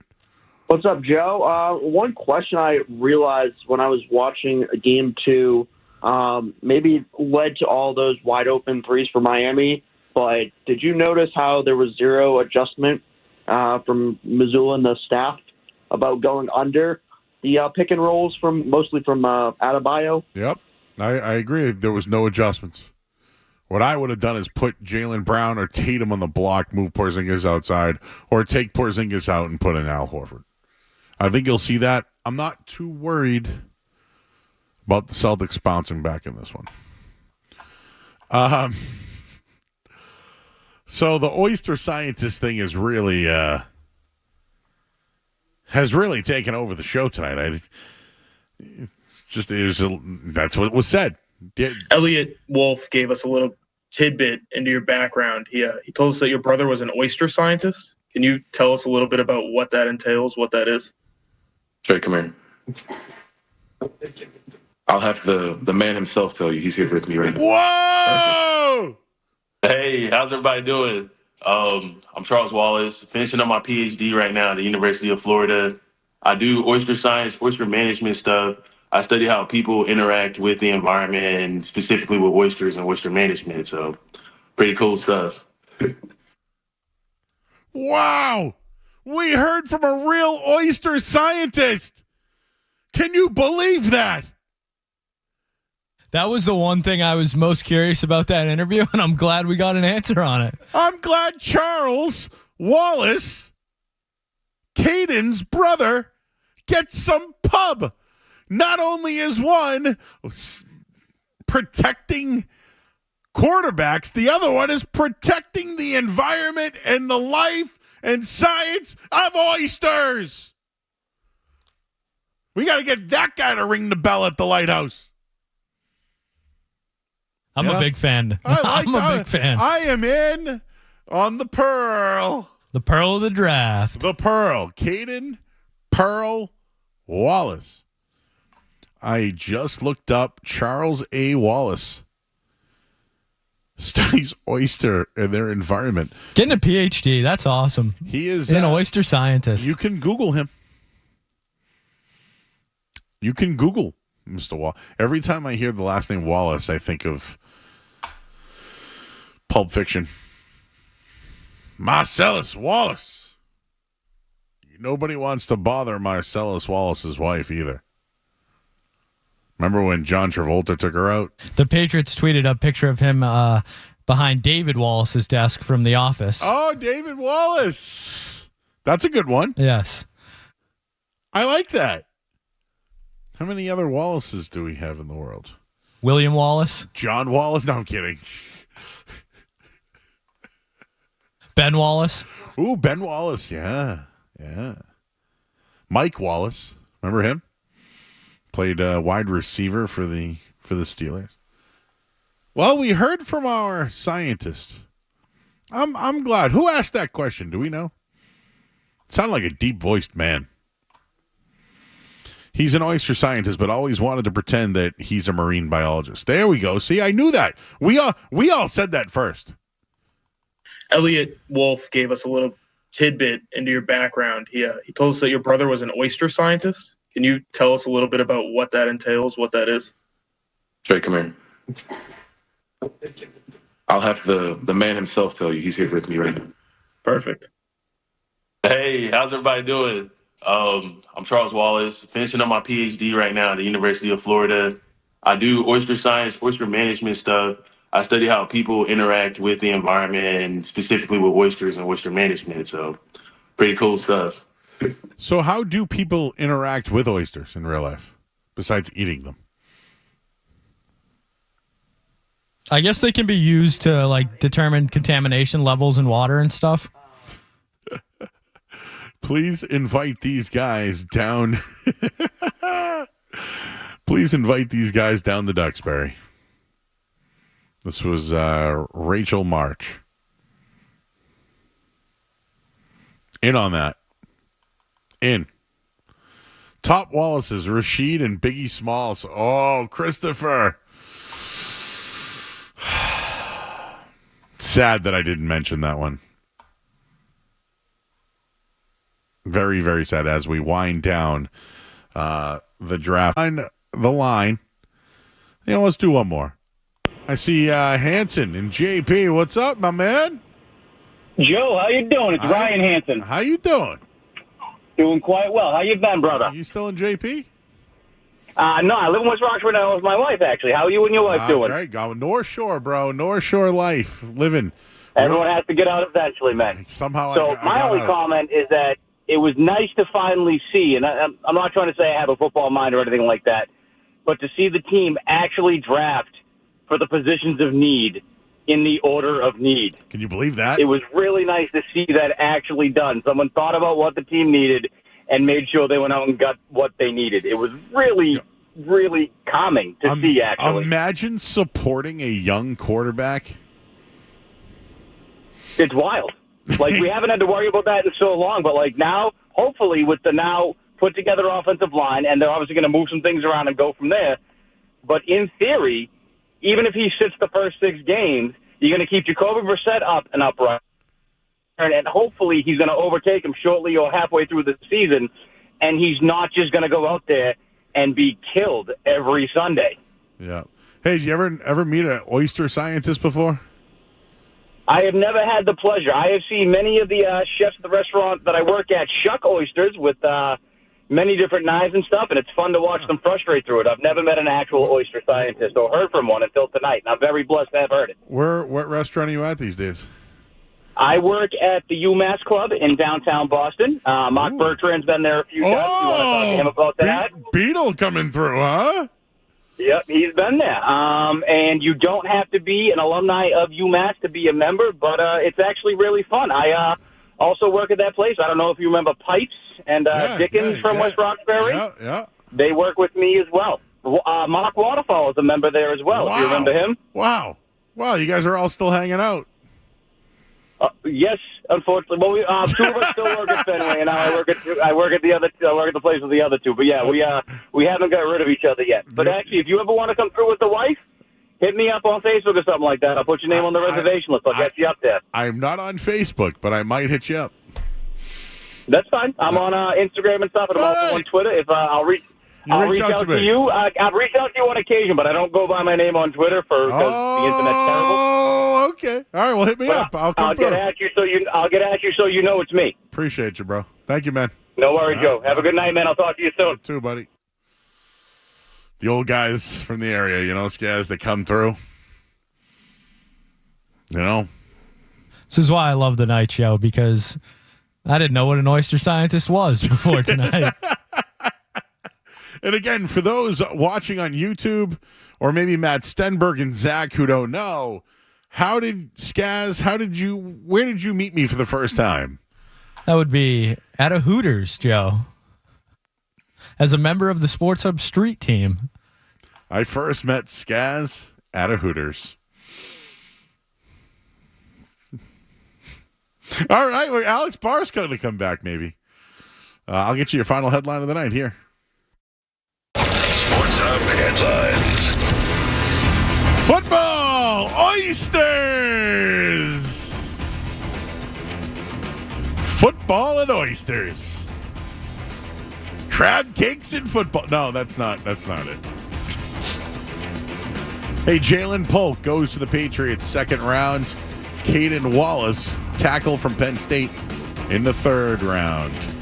They have 2 picks in the fourth round. Pacers beat the Bucks tonight. They're up 2-1 in the series. It's like just saw somebody get ejected in a basketball game. Clippers down 94-79. Wow. Not good. Suns, Timberwolves, and then the Red Sox lost 7-1. Headlines, they are brought to you by Valvoline Instant Oil Change. Enjoy quick and convenient vehicle maintenance this month. Visit NewEnglandOilChange.com for 15% off your next drive through oil change. And Valvoline Instant Oil Change now open at Weymouth, Canton, Bedford, and Natick. I'm Joe Murray, and I like oysters. Don't go anywhere. There's more Joe Murray. On the way on 98.5 The Sports Hub.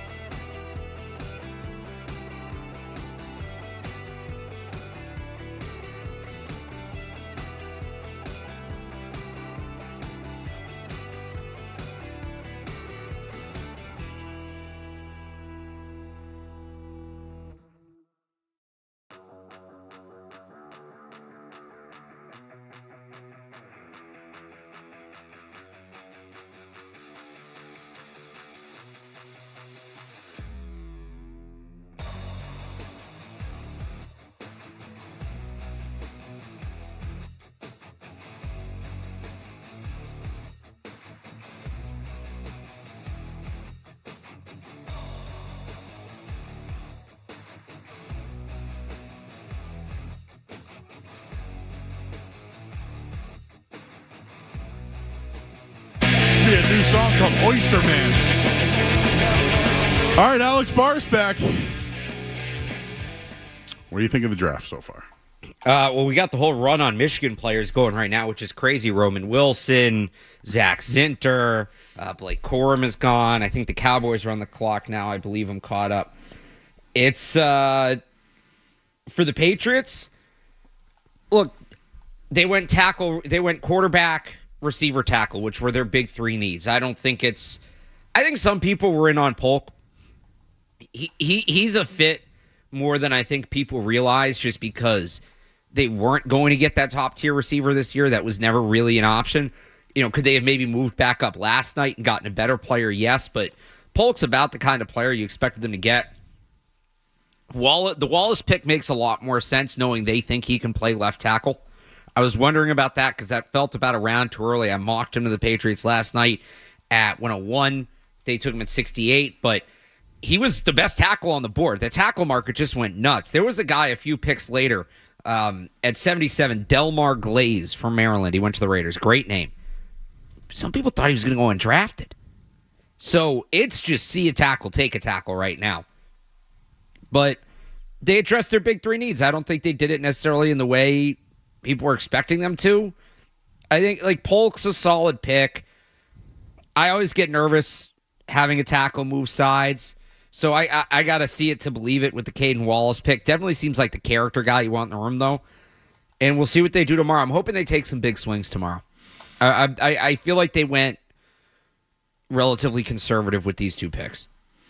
Just saw the kid from Notre Dame, the linebacker, go off the board. What is it, Lufaya? I think so, yeah. Lufaya. So he's off the board. 49ers went with a tackle. You mentioned Zinter already. Yep. Off the board as well. Just looking at maybe some, best players available. They have two picks in the fourth. TJ Tampa's still on the board. I think the league is worried about how well he moves. And I get that. I think they're worried about his ability to stick with NFL receivers. The big surprises for me right now are Jatavion Sanders, Troy Franklin, Peyton Wilson. Sanders should have been gone. And I don't know if just nobody needs a tight end. Sanders can play. Somebody's going to get very lucky with the pick they take Jatavion Sanders with. Troy Franklin had a lot of comps to Tyquan Thornton heading into the draft. Very thin guy, wins on speed. You look on tape, he's a better mover, but I think some teams are worried about him being a one-tool player. And then Peyton Wilson. Peyton Wilson's a first-round talent. He just has a lengthy injury history, and I believe a bit of a legal history as well. And I don't think teams want to take that risk in the top 100. But those, to me, Sanders isn't a first-round talent. He's a day two talent, but he's a solid day two talent. Franklin and Wilson are certainly top 50, if not first-round players on paper. Wilson's a first-round talent, undoubtedly. But yeah, he got arrested in 2019 for having a fake ID, underage drinking, injury to personal property, and resisting a police officer. And then he's had a couple of ACL tears and a bad shoulder injury as well. So there's just a lot off the field there to scare teams, and that's probably why he's still on the board. Give me a running back you like. So Corum's off the board. Corum was my running back one. I like Braylon Allen. I always liked him, but can that Wisconsin lineage of running backs, is that something that could be kept alive? So I think I asked you, but I gave you mine. No, so Allen would be a fit if they're looking for something different. If they're looking for somebody to pair with Ramondre Stevenson, I don't think he's Ramondre Stevenson's replacement. I like Braylon Allen. He could be one of those first two picks tomorrow. I like Jalen Wright from Tennessee. He's the guy more if you're worried about re-signing Ramondre Stevenson. He has a similar skill set, a little smaller, a little faster, but close. He's a guy. We'll see if he makes it. I mean, we still have 10 more picks here tonight, but yeah, Marshawn Lloyd just went, so that was another back I like, but he's off the board. Those would be my two, and Isaac Garendo from Louisville was a combine superstar, crushed it, so you can throw him in there as well. So that's the and one other guy that I've always liked, Ray Davis out of Kentucky. Runs hard, man. Jalen Wright's another one. So the thing about Ray Davis, are they going to how much is this hip drop tackle rule going to be enforced, right? Because if they're going to enforce that hard, a guy like Braylon Allen, who's 235 pounds, a guy like Ray Davis, who's a bigger back, who runs to contact, those guys are going to be a lot harder to tackle. It's going to be really hard to bring those guys down with that hip drop, so they become substantially more valuable. So that's something you got to weigh as well. Like, how much is this new rule going to be enforced? What do you know about Elijah Jones, a corner from BC? So, good man cover corner. He got dismissed from the team last year, and no reason was given, which usually is not a great sign. I'm sure NFL teams know the reason, and my guess would be that he's going to slide. Okay. Yeah, I feel like corner might be somewhere the Patriots look. Yeah, so I look at Chris Abrams-Drain from Missouri, who they met with, Cam Hart from Notre Dame, who they met with. Other corner from Cam Hart Missouri, yep. dominated Marvin Harrison Jr. in their matchup, as good as any player in this draft. Jarvis Brownlee from Louisville would be another guy I think they look at here. All right. We got one more segment to go here, Alex, and then we'll look ahead a little bit here. We've kind of mentioned who else is on the board. I just wanted to ask you quickly about the Pats' offensive line, and I know it's been a lot of draft talk, but I want a prediction or a take on Bruins Celtics tomorrow. Oh, we can definitely do that. So, final segment. We'll do that next here on 98.5 The Sports Hub. You're listening to Joe Murray on 98.5.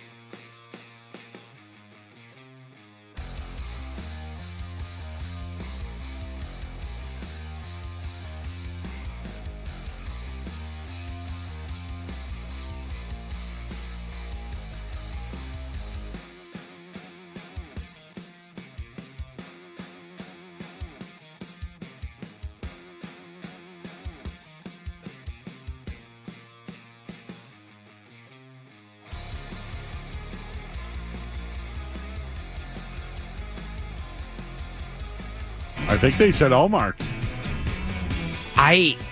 Part of me likes that just because you find out for sure. Is the rotation thing going to work or no? Because if Allmark plays well, all right, this rotation works. If not, you're tied 2-2, but Swayman's the hot hand and you're riding him through the rest of the series. I'd probably rather go Swayman, but I understand why they're going Allmark. They've also, it's going to be interesting to see, Peak's out, this defensive unit's banged up, defenseman unit's banged up. What are they got somebody's got to step up. Somebody's got to punch above their weight class, I think, on the blue line, whether that's McAvoy playing better, whether it's Lindholm playing better, whether it's somebody like Grzelcyk stepping up. They need something more from the blue line with these injuries. And I have the Celtics winning by double digits tomorrow night.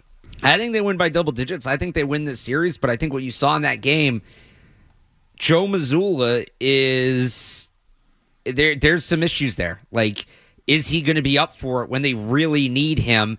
And obviously it's the NBA. Coaching isn't paramount, but there's times it's going to matter.